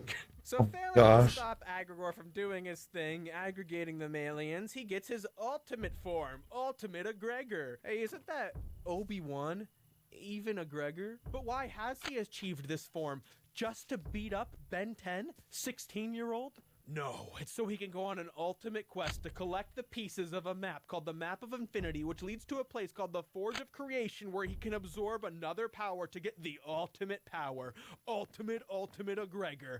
Double ultimate power. With Egregor having revealed himself and powered up, the gang now directly follows his trail, trying to assemble the map before him. With the help of Azimuth and Ben 10's universe's very own Doctor Who, Professor Paradox. So they continue to fail over and over again. He's too powerful. Kevin feels a need to prevent another Osmosian's destruction. I've never seen you work on anything as hard as you're working 9,000 more. Agrigor's an Osmosian like me. But I'm gonna have to re-up on the... He has absorbed a feeling of responsibility. On the bud. Keeps tempting Kevin. Absorb energy. Get power. Go insane. Agrigor's monstrous form reflects Kevin's monstrous form when he was a villain in the original show. Ben is feeling cocky and even more pressure with fame, especially as he continuously feeds into Agrigor's plans, losing to him repeatedly. Agrigor! 3K though. Wants to keep everyone together so they can focus on the mission. So here's a really cool piece of Ben 10 lore. We hear about the inhabitants That of the hurt Forge of so Creation much. before we see them, and then it's revealed to be Alien X, which is one of Ben's transformations, his most powerful transformation, and simultaneously his most useless transformation. You see, Alien X is essentially like a god-type character. It can do anything, but in order for Ben to act as Alien X, he first must enter this little pocket dimension where he first has to debate with two celestial beings representing both love and rage, and all three of them have to come to an agreement after debating. It's a great piece of comic book writing because Ben is a character who's written continuously, and we see Alien X as his potential. All he has to do to unlock unlimited power is become the voice of reason, but Ben cannot consistently become the voice of reason. He's always going to battle with his ego and his emotions. Learning about aliens' powers and seeing them before populating the universe with them is really a cool part of Ben 10. It creates a mystery about their habitat and their place in the universe without even realizing it. And speaking of mystery, the reason why Agrigor is going to the Forge of Creation is because he wants to absorb a baby celestial sapien. Where do baby alien X's come from? When two constellations love each other very much. Kevin? Just trying to help the kid out. I had to learn about astrophysics on the streets.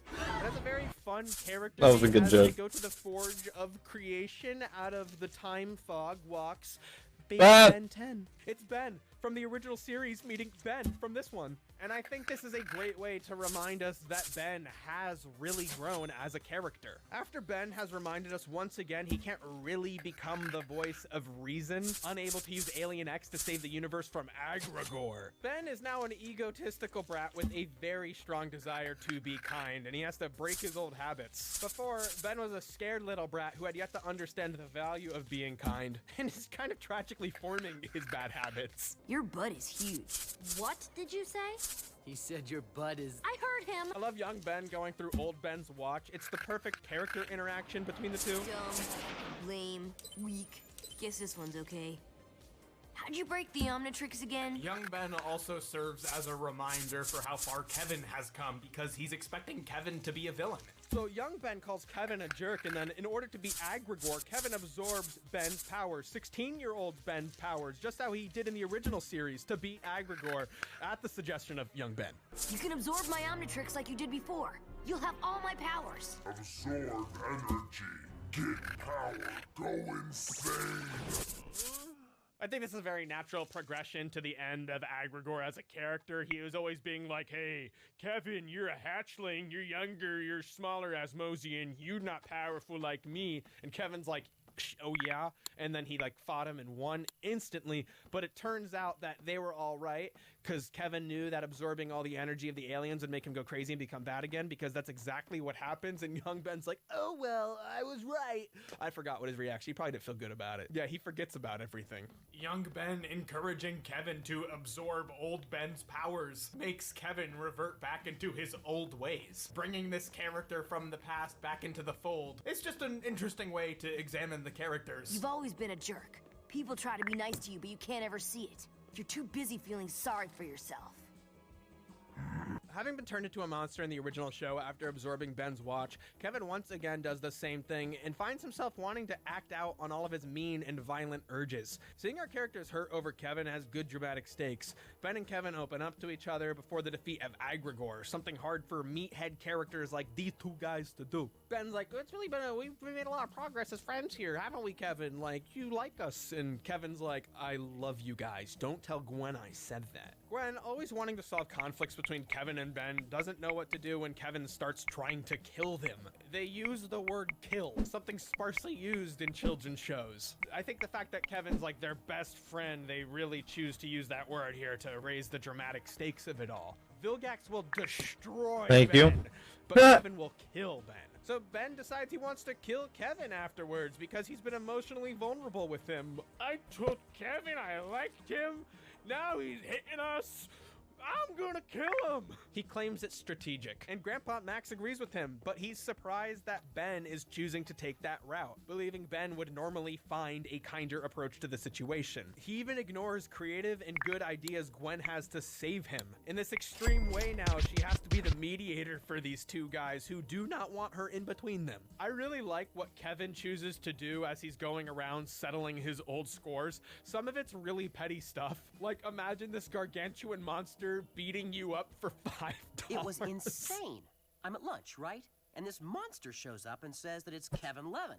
He claims I owe him $8 that I borrowed from him 5 years ago, so you can see what happened next. Kevin's hit list also helps us solve the mystery of what happened to Kevin between the original series and Alien Force. Kevin learned to release the energy from his body, releasing his monstrous form that he lost before Alien Force started, and he learns to absorb matter instead of energy. Energy makes him go crazy. Matter makes him go metal, and stone and wood, and green with his car. His mentor is shot by a prison warden who Ben and Gwen rescue from Kevin, crossing off names from his list, making Kevin really see them as his enemy. Gwen goes out of her way to find a solution for turning Kevin back to normal. She goes and tracks down Michael Morningstar, now Darkstar. So Michael Morningstar was the pretty guy. He'd have all the girls come over to the house and then he'd suck their energy dry. He's like a handsome male succubus, but he's all ugly unless he absorbs energy. So Gwen's like, I could heal you anytime, by the way. Help us out. Bonkers moment in the Kevin arc that just blew my mind. Kevin's a monster,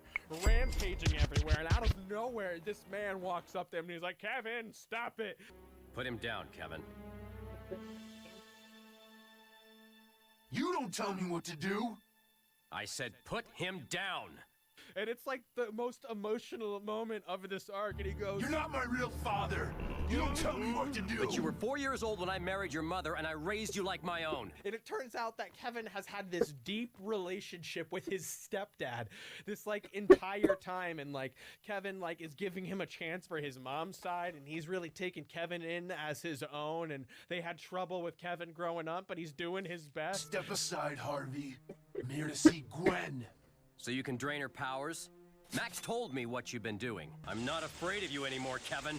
And this is his first scene ever. So they're able to turn Kevin back, and they thwart a quick attempt by Darkstar to absorb Kevin's powers. And there's 0 consequences for Kevin or the group after this. They go back to normal, like, immediately. Mr. Smoothie? You buying? I feel like the interpersonal stakes of this story meant there should have been at least like one buffer episode where they have to like talk things through, or like they're weird with each other and stuff. But like right after Kevin is done trying to like murder these people for weeks, he's like, Gwen, you're give me kisses. Hey, since you're kissing people. It's so like, it's such a like It gave me whiplash. Now that's what I call a happy ending. So I really think that the Agrigor arc has a very cool climax that calls back to Kevin's previous villain arc in the original series in a very satisfying way. But the ending is so bad. But that's because in the next episode, they had to get back to adventuring. Ben 10 is back on the Ben 10 Ultimate Alien, the Wild Truth DVD, featuring more aliens. I fought your kind before.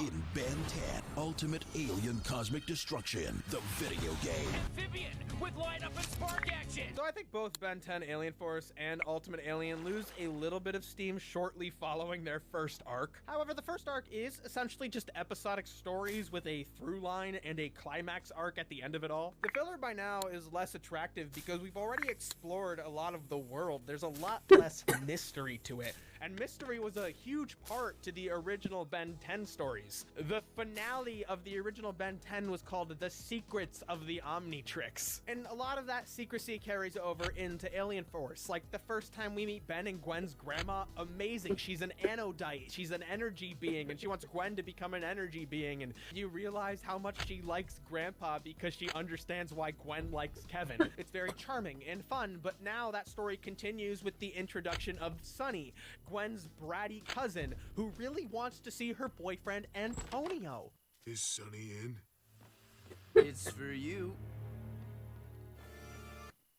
I was not expecting Antonio to be this fucking character. But sometimes the expanding storylines they tell with older characters are very fun. We get a fun flashback episode where Grandpa Max meets Grandma Max. I mean, Grandma Verdona. Young Max is always a fun character. He's a more confident character than Ben for sure. And I love his quick turnaround to the idea of alien lovin', a true gentleman. To me, a lot of these later stories seem like they're using the lore just to come up with new narratives, rather than having the narratives and story of the show existing within the lore. And holy shit, they bring back Elena and Victor Validus from the second live-action movie, and Nanotech, the new alien Ben transformed into in that movie. Then we have a really fun crossover with Eon, the villain from the first live-action movie, Ben 10 Race Against Time, revealed definitively to have taken place in an alternate canon. Eon, having been introduced as evil future Ben, comes back to do battle with Ben of a good future, different than the Ben 10,000 previously introduced. This is the Ben grows up into after remembering meeting his future self in the original series. He also remembers this interaction now. It's a fun multiverse thing. Julie, Ben's girlfriend, is introduced in Alien Force, and she's definitely much more emotionally mature than Ben. She's an accomplished and pretty well-known tennis player, so while Ben is seen as this famous hero by everyone, she's angry when she's perceived as just his girlfriend. However, with a lot of Ben's personality issues, he's not really the best boyfriend.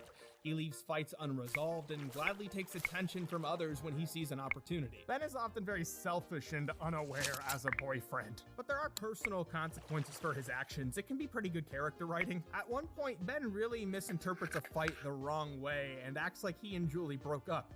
They didn't. Then she needs his help and he's awful about it. I feel like Ben 10 definitely has strong female characters. Just rolling joint, rolling joint. Perspective always. Their relationship in the episodes serve as lessons for Ben to learn about being nice and attentive as a partner, with Ben making mistakes and facing backlash from both Julie and Kevin and Gwen. While a character like Kevin struggles a lot with the same issues, but is at a point in his life where he's ready to challenge himself in order to have better relationships. Look, Gwen, you have to treat a car like you treat a woman. Go on. Treat a car like you treat a woman. Go on. No. I sense I've made a mistake of some kind. It makes sense. Ben would be an inconsistent boyfriend. His ego makes it hard to settle arguments with him. It's hard for Ben to break down how he sees things, but he sometimes learns from his mistakes and does better. But maybe this season needed a definitive breakup scene between the two. I feel like that should be the ultimate lesson to Ben's behavior. Charmcaster Gwen's magical rival returns as a much more strongly written character. She's not really feeling the same rage and jealousy she once felt towards Gwen, but she's still really unable to connect with them on a personal level. She goes to the special magical realm, the Ledger Domain, where she overthrows the magical overlord who killed her father, and then she absorbs all of the life in Ledger Domain to bring him back. However, he's disgusted with what she's done to revive him and uses his power to reverse the spell, giving his life for all the life his daughter sacrificed. This puts her in a new place as a powerful frenemy, as one episode puts it. It makes her villainy much more sympathetic, especially because her genocide is reversed instantly, but having her let go of her petty rivalry with Gwen is good for her character. However, there is a final beat in this series for their rivalry revisited, when Michael Morningstar, who once preyed on girls to suck up power, is now being offered infinite power by Charmcaster. Unaware of his and Gwen's history, Gwen tries to warn Charmcaster about Michael, but she's still unable to see the offer of friendship Gwen is giving her until Michael reveals himself as an asshole inevitably. She casts everyone out, unable to deal with her pain. With Kevin having been a turned villain, it's cool to watch a character like Charmcaster change more gradually. She's presented as just another character who's misguided like Kevin was and could be changed potentially, which makes her more interesting to me. I'd also like to state that I have not seen Omniverse besides a few clips. I do not know where these characters go. Ultimate Echo with pullback and disc firing action. There's just a lot of really, really bad filler, though, in Ben 10 Alien Force. Like, there's this one episode, Victor the Spoils, where Ben goes to some non-existent Eastern European country and gets involved in a civil war. Now, there's a very funny episode in Alien Force where Ben goes to another planet and solves a civil war by being so bad at diplomacy that he becomes an enemy to both sides. But here, it just reintroduces one of the old monster-type aliens from the original series that looks like the Frankenstein monster and puts a different character who we've never met into his body, and he's like, Ben 10, you've made an enemy. But he's in one of 100 episodes of this whole run. There's also my favorite storyline that every single science fiction fantasy kid show does at some point. The episode where characters clone themselves. Ben clones himself by turning into Echo and then turning back into his human self in an episode. Gravity Falls does this. American Dragon Jake Long did this. Steven Universe did this. I'll find him and take him down all by myself with my bare hands. Look out! I don't really think it's that good stories couldn't be told in the Ben 10 world. They were just quickly slowing down with the pace they were producing these at, and definitely not reaching the same creative highs as they used to.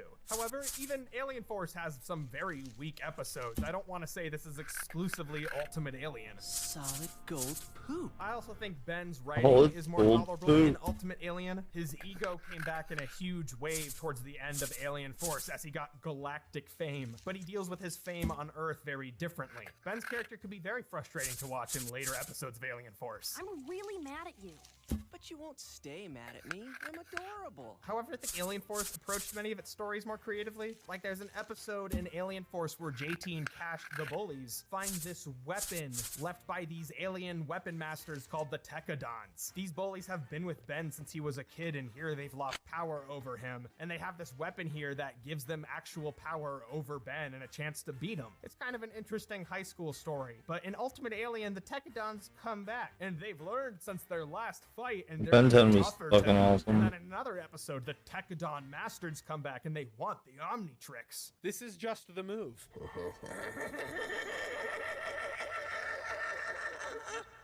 Okay. I will say, though, that one of the Techodon episodes is the one where Gwen and Kevin turn into Ben's aliens. Gwen, 40 more. you're okay. Well, so that's kind of fun.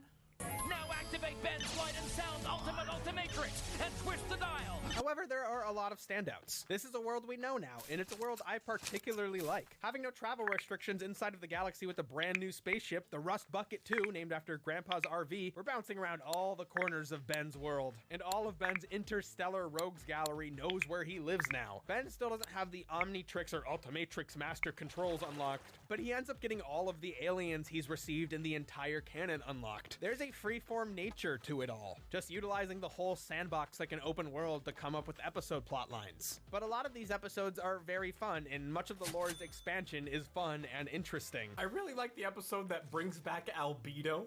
Albedo created the Ultimatrix, the knockoff Omnitrix, and through some mishaps he got stuck in Ben's body. Because Ben's DNA is the human sample in the Omnitrix, he does not like looking like Ben. Because of Ben's fame, Albedo has been putting on a cheesy live show called Ben 10 Live, posing as Ben. I realized that the most fitting, if ironic, choice would be to make money off of you. in hiring alien actors because he does not have access to the Omnitrix or the Ultimatrix. The ruse, the theatrics, the Gwenettes, which is such a nod and a wink to all the different kinds of live shows that are directed at very young children. With Disney owning everything on Broadway, this is the only real form of legitimate theater. It's a very fun ruse for such a clever character to put on. In one episode, we're introduced to Eunice as this weird cyborg girl, but actually she's revealed to be something called the Unitrix, revealed to be an early prototype for the Omnitrix as revealed by Azimuth, the inventor of the Omnitrix. Ben kindly convinces Azimuth to keep her alive as an assistant, and Azimuth begins to more willfully agree with Ben's more kind inclinations, despite still not loving Ben's more arrogant side. There's an episode all about the life of Gwen. She keeps a very busy schedule. She helps her mom write wedding invitations, promises her school friends to show up to a musical recital that night, friends we never see before or after, and studies for a French test, all while fighting on a superhero team between it all. So magic in Ben 10 works when Oh my characters God. learn the real magical name of things. So Gwen's just always spitting out nonsense. I love it so much, it sounds like Simlish. Super Theka! Super Theka! Like Gwen sounds like she's being asked to be allowed to use the bathroom. Wadita! The highlights of Ultimate Alien are fun episodic adventures and comic book fanfare. But Alien Force had a lot of really special character moments, the height of which I do not think Ultimate Bada Alien boom, was bada close to. beam. But I find myself enjoying this as much as I enjoy most superhero fare nowadays. I mean, all superhero stuff I watch now is hit or miss, just as hit or miss as every episode of Ben 10. But what I really love about Ben 10's format, and what I really think more superhero shows need to adopt, is the 22-minute format, baby. With a huge universe of Ben 10, I really love how much of it gets to be explored episode to episode. With DC and Marvel now allocating budgets to their shows akin to feature films, I find myself more willing to be engaged with upcoming Marvel projects, not all of them, but I do prefer a 25 to 40-minute show format. But what I really want to see the next Avengers project be is an episodic show like The Justice League or Ben 10, and please leave it to 22-minute episodes. Oh, and baby. Bouncing around, fighting all sorts of guys. One day they're gonna fight Hydra, then uh-oh, Ultron's back. Why is he back? I don't know, but he's on Mars. We're gonna go there and stop him, all within 22 minutes. Superheroes are corny. No matter how much you get into the drama of it all, superheroes are still corny, and I can get into the drama of superhero stories. Have all the Avengers So live in and close. wholesomely interact with the community, like maybe Captain America sticks up for Okay. trans youth or recognizes a flaw in himself as he tries to get an elderly citizen to stop smoking. You want to get me to stop smoking, new Captain America? Well, stop cutting me off while we're talking. I am doing that, aren't I? I really need to work on myself as a team leader. Like, where are those Marvel projects? I like the inconsequential nature of episodes whose stories wrap up in a single episode. And like Ben 10, you can't have an overarching storyline. There are some very solid episodic stories and villains in Ultimate Alien. I really like the reactionary cable news anchor Will Harang. He vilifies Ben 10 in the press like J. Jonah Jameson with Spider-Man, but he's got like a Bill O'Reilly coat of paint on him. He tries to take down Ben one episode, proclaiming all the money he's spent to beat him, but then Ben just keeps destroying these really expensive battle robots he's built over and over again until it like bankrupts him. Spent $14 million of my own money to make sure that the menace of Ben 10 is stopped. Why, I've spent $36 million of my own money to put a stop to it. Ben 10 tries to frame me for the damage at the Washington Mall. But I'm not angry about that. Or the $170 million of my own money that I spent. Then we have the jealous, washed-up Iron Man type hero, Captain Nemesis. He uses his money to orchestrate criminal activity for him to stop, but Ben always beats him to it, meaning he's spending his own money to make Ben look good.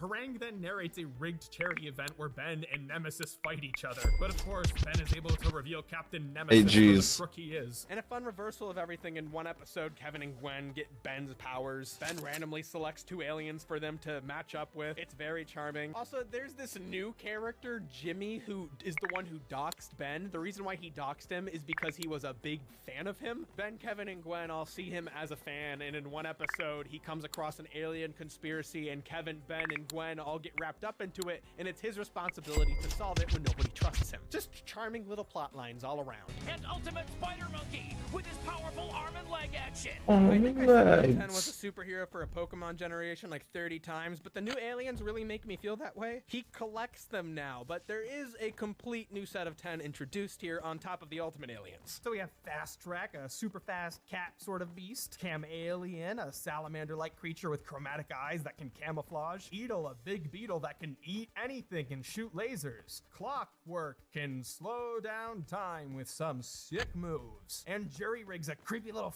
freak capable of tearing apart equipment so quickly. He's the best one. Like, he's a little naked guy. Honestly, with so many of Ben's original aliens returning, I think many of the new ones easily get lost in the mix. Having a lot of aliens unlocked can be very fun, but the dramatic storytelling of Ben's watch being more limited is also very fun. So many of the aliens have similar power sets. Like NRG has like really hot fire powers, and Swamp Fire has fire powers, and Heat Blast has fire powers, and Ben has access to all of them. I like when young Ben calls Swamp Fire a Wild Vine ripoff, and then old Ben boasts of Swamp Fire's unique power. Right, guy.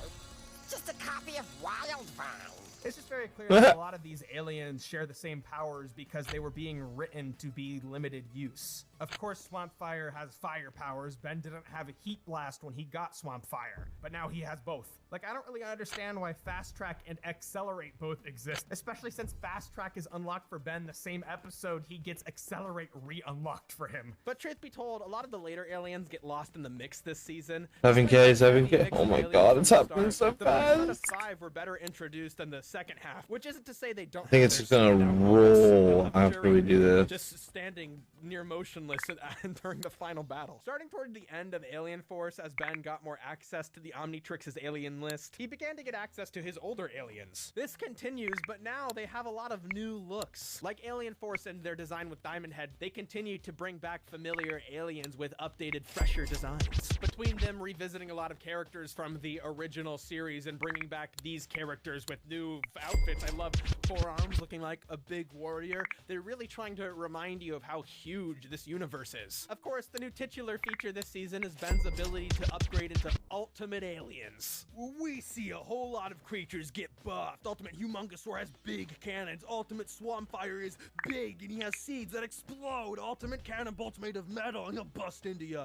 Ultimate Spider Monkey's got gross mouth things like a spider and he'll beat you up. But there aren't too many Ultimate Aliens introduced this season, actually. With so many of Ben's old aliens returning, this is kind of a bummer. Like, why introduce Come on. Let's see Team Star.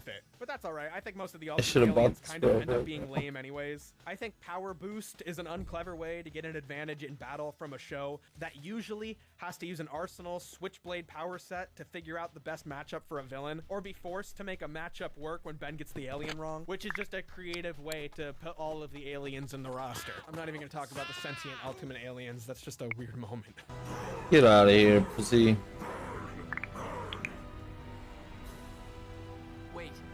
But like at one point they come to life and get out of the watch, and then Asmus like, Ben, your ultimate aliens came to life. It won't happen anymore.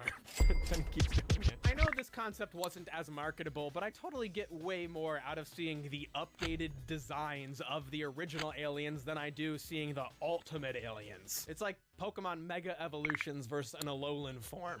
The show starts to pick up a little bit more steam as they enter into the second arc. Beware, old George.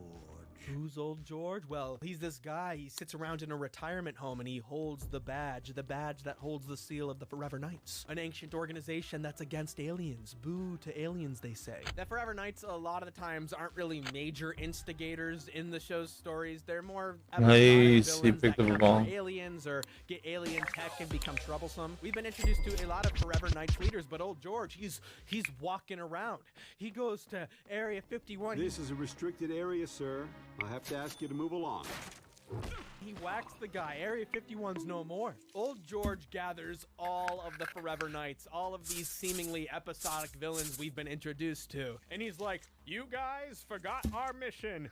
We gotta stop squabbling. No more taking alien tech. What we're actually here to do is not to go to space to slay space dragons like the other guys Space wanted dragons. to do on the show. But what we're going to do here is get together and make sure the ancient dragon Digon doesn't come back. Dagon. is his name and how it's pronounced actually. So Old George is this immortal from the Roman era who founded the Forever Knights to defeat Dagon, this mind-controlling space dragon who once terrorized medieval Europe and probably other places too. But he once slayed Dagon, but now his forces are recuperating and trying to get him free. I don't remember every Ben 10 plot beat, but this time around when revisiting it, I rolled my eyes when I learned that the Forever Knights hated an intergalactic space dragon. But I think the piece of lore that got me back in is when another ancient organization is introduced, the Flamekeeper's Circle, who, unlike the Forever Knights who were created to slay the Dagon, they worship the Dagon and expect his return. His minions, they're interdimensional just like him, and they use their interdimensional powers to fight. They do regular karate, but then they're slipping in and out and confusing you. So it turns out Azimuth and George know each other. This whole season, we're kind of learning about Azimuth's history as an inventor. And we learned that old George was once younger George, and Azimuth thought he was worthy of this ultimate sword weapon he had developed. He tells Ben about the sword. He's like, Ben, you don't get it. I had the sexiest woman.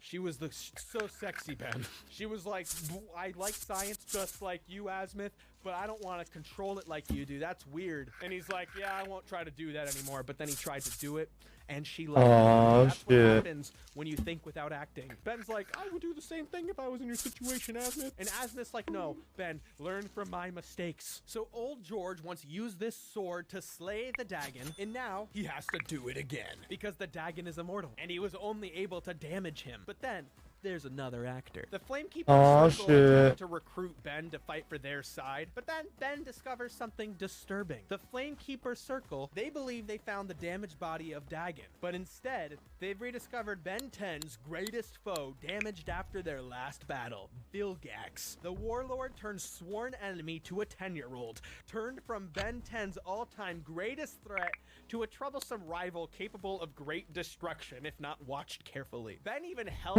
Vilgax last season, not because he chose to trust him, but because he believed that if Vilgax chose to turn on them and tried to harm them, that Ben was powerful enough to stop him. Now, Vilgax seeks the power of the Dagon and must fool his servants to get it. However, Dagon psychically communicates with members of the gang and Vilgax himself, who claims he will become a servant of the Dagon. With the Vilgax of Alien Force really struggling to become a strong foe for Ben to fight, I think it's very fitting to see him in a more desperate role, posing as somebody else to regain his power. Azimuth thinks Ben is more worthy to retrieve the sword, not trusting that George will be able to. Oh my god, we're so close. Ben is like, I'm gonna cry. You always underestimate me. How about we don't underestimate George? And Azimuth continues to agree with Ben.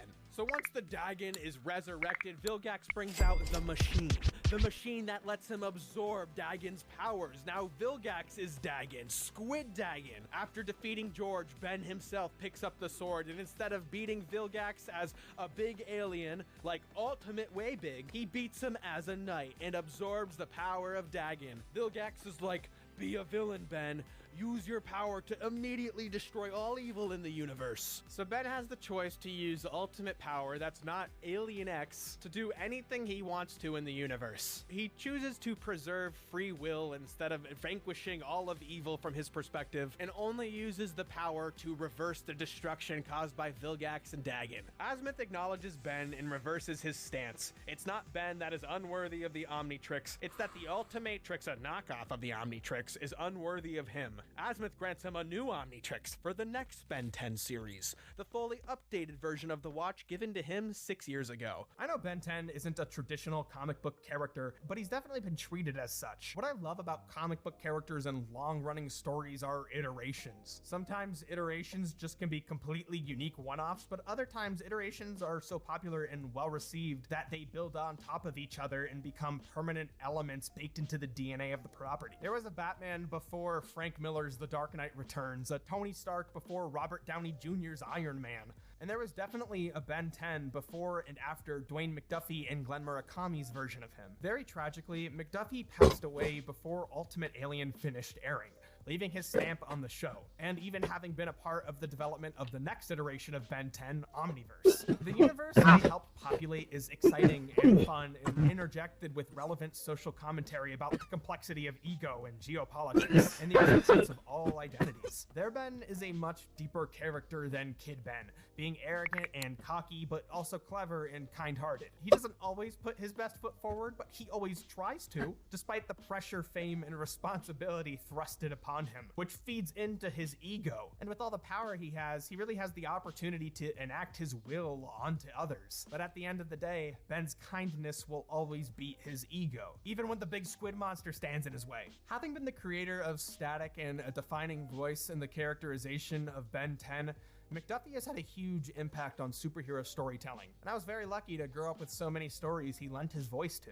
Reviewing the show is very difficult because I feel like it's clearly the second volume to One Vision. It's like when Pokemon Johto Journeys rebranded itself to Pokemon Johto League Championship. I think this show has a lot of great moments, and I really do enjoy the two big story arcs it tells and a lot of the final climactic parts of those arcs. It's just compared to the other two shows, which did feel very creatively fresh. Ultimate Alien is just Ben 10 doing its thing. Now the funny thing is, I saw about 20% of Ben 10 Ultimate Alien when it was airing when I was a kid. I rewatched it for this video, but I've seen absolutely none of the next series, Ben 10 Omniverse. Not a single episode. Maybe a couple clips on YouTube. It's a lot to cover, and I know I'm giving you guys mixed signals, but if you don't ask me every single time you watch this video to make a Ben 10 follow-up video, then I'm not gonna get to it. I know I told you guys last time to be patient, but this time I'm gonna need you to tell me how badly you want it. Make your voice known. Get a billboard. Get a billion board. See ya.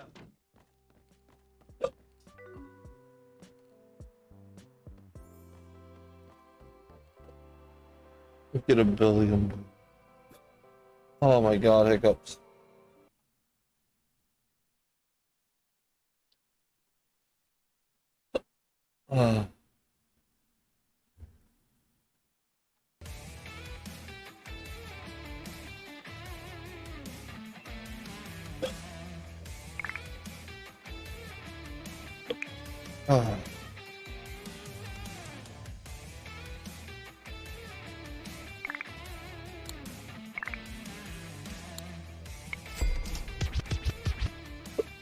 Oh, fuck.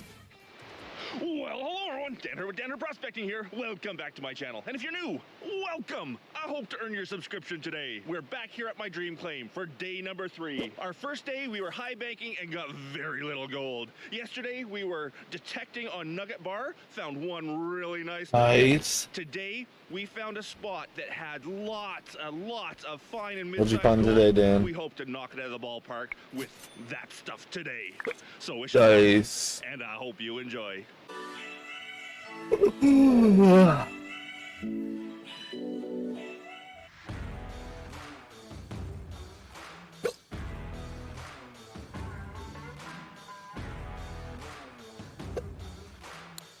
And here we are at Nugget Bar.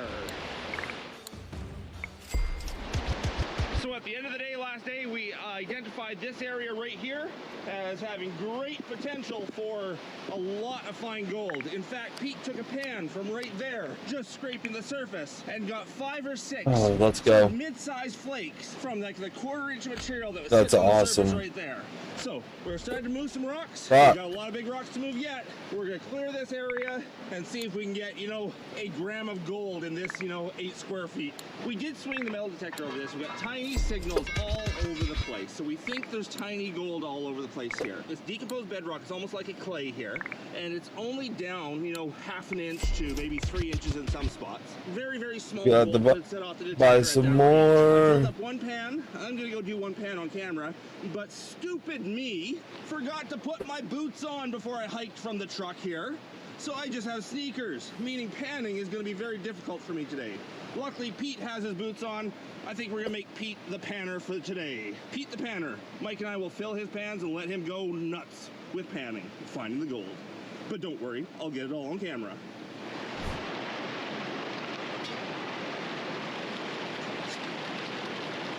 I think we do one more big buy.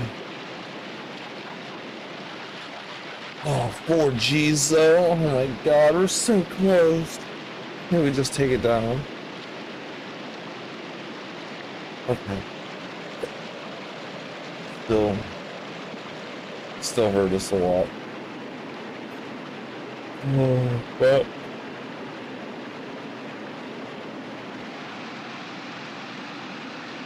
Look at that.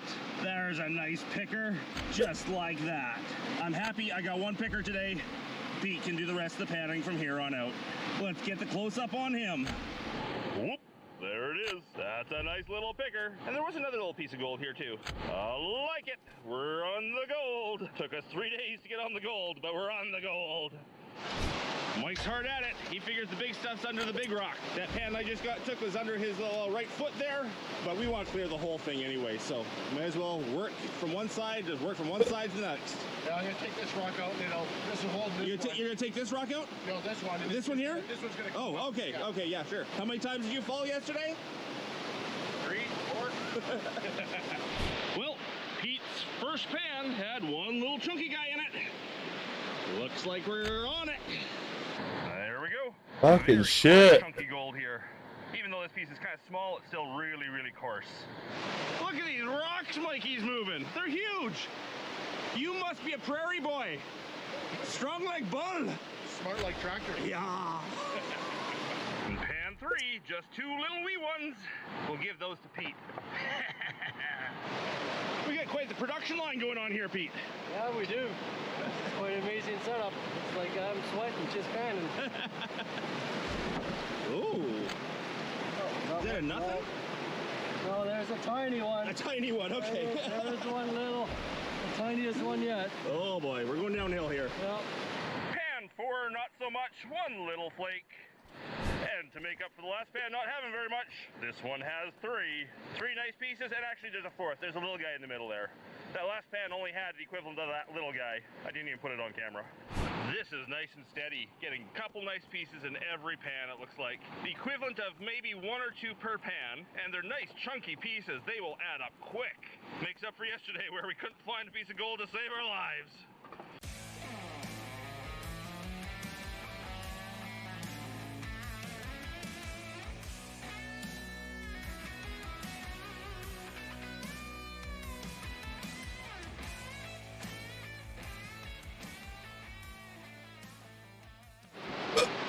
Our first 0 pan. No gold in that one. That's not acceptable. I usually don't show every pan like this in a video because I'm too busy panning and digging and everything.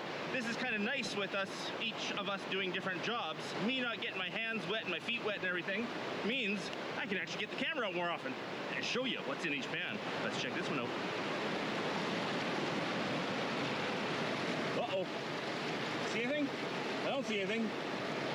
Is that 2 pans in a row with nothing? Yep. You're fired. 2 in a row, nothing. Uh-oh. That's not good. That one will have 3 to make up for it. Oh, 2 pans of nothing, and then we found a nice one. It's just a little guy, but hey, means we're not skunked on the 3rd pan. Well, we're still getting some. And if you're wondering about scale on this, that's between a 1/16 of an inch and an 1/8 of an inch across, lengthwise. Not huge, but they're still big enough to really add up fast. Mike, you're all wet. Did you fall in the river? All the way down. It's very warm out here. We're all sweating right now.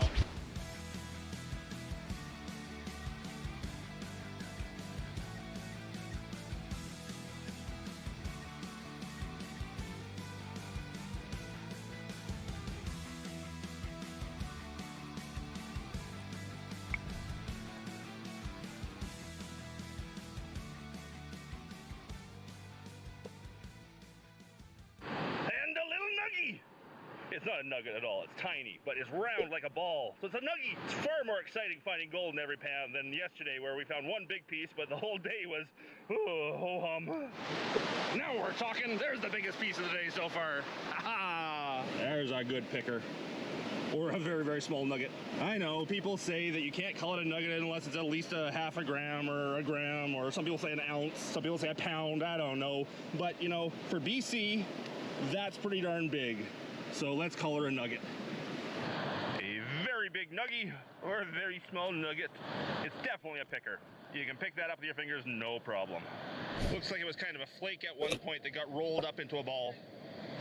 I sure like the direction we're moving. We're going up underneath these big rocks, sort of up into the corner. And let's get over to the pan.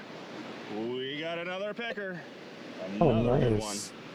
That's a nice flake. Definitely not nugget here. It is flat as can be, but little piece. Nice big picker. Ha-ha! It doesn't suck up. I like it when they're big enough they don't suck up in the sucker bottle. We were just commenting how bummed we were kind of getting for the last couple of days, you know, a claim that is known to have such great gold. And we go through 2 days with, you know, either none or mediocre. We got that one real nice nugget. That was good, but it was kind of discouraging the last 2 days. What a morale booster has been hitting a hole like this. A whole new energy, second wind. We're excited. And those 2 pans that Pete has right now are both in the holes that produce that picker and that nugget. So it could be good. And Mike is trying to do some panning without boots. Yeah. It's going to end up with a wet foot or a wet mic. YouTube, this shot's for you. Oh, there we go. Oh, I'm getting banned now. So tell me in the comments if you're starting to get tired of looking at gold. We're going to try to just drop that one and dig in amongst it, but if that guy's loose, we'll have to drop them both. Mike's not only the good looks around here, he's also the muscle. Oh yeah, she's loose. I think that one is enough. If we get that one out, the little guy out, we'll have enough to get digging for a bit. That top one's loose, but it's stable.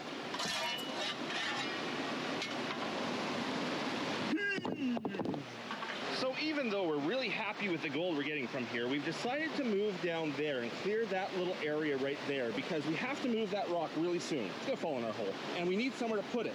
So we're gonna roll it over to right there, but we want to clear right there first in case there's any gold right there. We don't want to cover it up. So even though we're getting good gold, logistically we have to clear that spot first. So Pete did 8 pans without a piece, and we were really worrying we were off of it, but then there's this one. One really nice picker, 2 good flakes. We just had a little bit of a dry spell there. Okay, we got a rock in our hole that we need to get out. Watch the grunt. Yep. Oh, not a C. Yeah. Well, that might have to be edited out of here.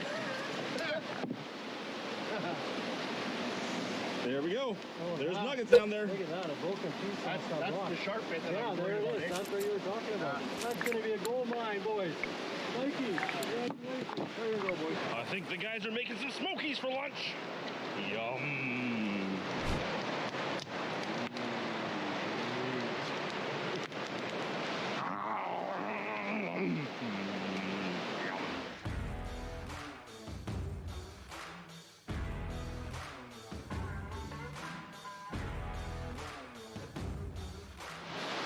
Mike is doing a fabulous job digging for us. Pete and I are both panning now. Unfortunately, I'm panning without boots on, so I have very wet feet. That's what I get for forgetting my boots in the truck. We have moved up higher underneath this big rock, and we are getting a little bit more fine gold up there. Whoop, there it is. I got 2 for 1. Well, this morning it was 1 out of every pan. Now it seems to be 1 out of every 8 pans we get a piece. Hey, hey, hey, chunky. I like them chunky. This is my 2nd pan after lunch. Hopefully lunch changes our luck a little and gets us back on the gold. Just about to get the drone up in the air and take some shots, and Pete said he's got some gold. Oh, it's tiny, he says. Well, let's get the close-up camera and make it look big. Okay, yeah, it is kind of tiny. Let's make it look big. Oh, too big. Nice little piece of gold. And another one. And not only a piece of gold in this pan, a fishing weight. There gives you some scale of how small that stuff is. Whoa. And the very next pan, 3 more. Well, this new place we moved to, definitely having a bit more gold. These are really small again, but at least we're getting some in each pan now. Well, we must be getting awfully desperate if we're pulling out the camera for these little guys. But there's another piece of gold. Well, we think Mike's been hiding the gold on us, because we sure can't find it. Pete and I are getting done here. I got 1 more pan. If there's nothing in here, I'm done for the day. And Pete just nodded. We did well, but let's see what the last pan holds. Okay, 1 more pan. 1 last pan of the day. This is from the hole that I really think should have nuggets in it. It's actually where we found the 2 biggest pieces of the day, but then we went through dozens of pans without anything.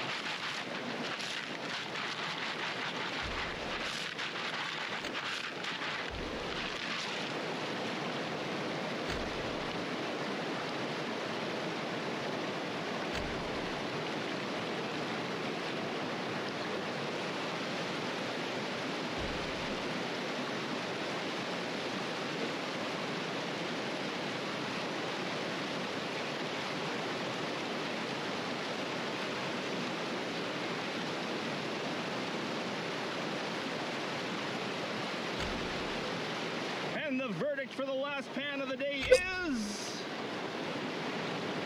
Wah, wah, wah. That's all, folks. That's all she wrote. Well, let's go check what we got for the day.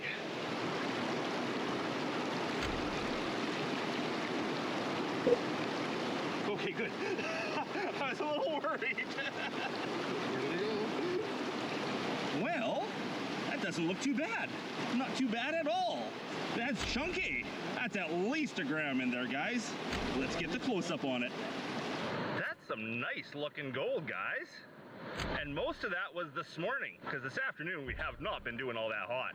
Well, first hour and a half was scoring like crazy. I think out of, say, a dozen pans, we had 9 for 12 or something. Yep, I agree. Yep.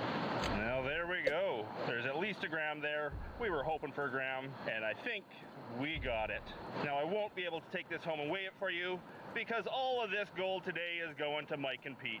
I got my nugget yesterday, which I am happy with, so all of this stuff can go to Mike and Pete. And if you didn't see our video from yesterday, here's the nugget I found yesterday. She's a beaut.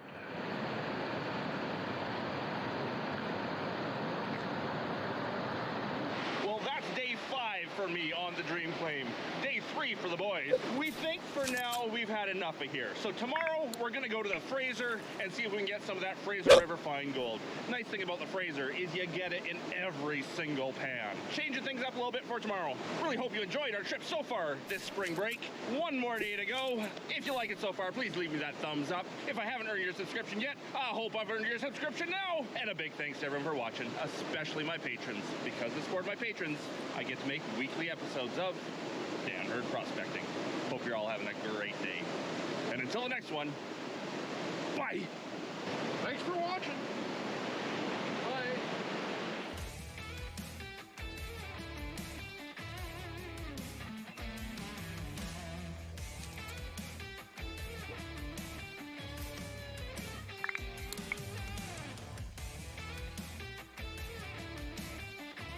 Oh, I'm so close. I'm so close. Oh my god, you want more? I don't know if I have any more.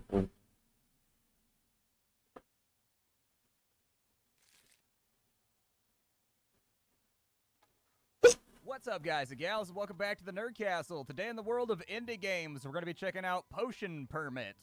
I've been told that this game is shockingly beautiful, really good looking, and it's a game about brewing potions, and kind of like a life sim RPG, I guess.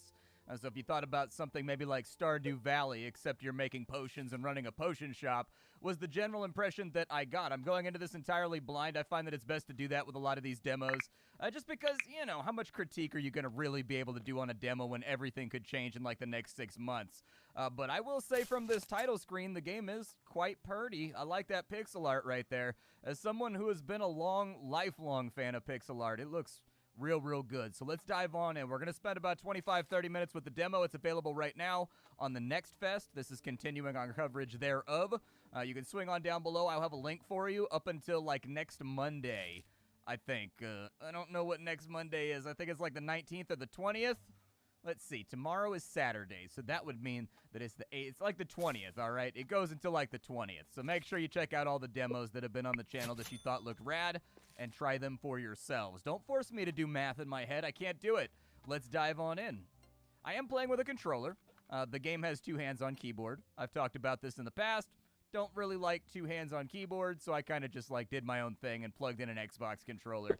Skin color is probably fine. Hairstyle, couple different options on in there, but I feel like the default one looks the best. We can swap around our hair color. Mine's a little bit darker. It's not quite that dark, and it's not quite that red. Like, my hair color, I'm one of those weirdies that, like, in video games, my characters always have to kind of look at me, look like me. My hair is, like, somewhere in between these three right here.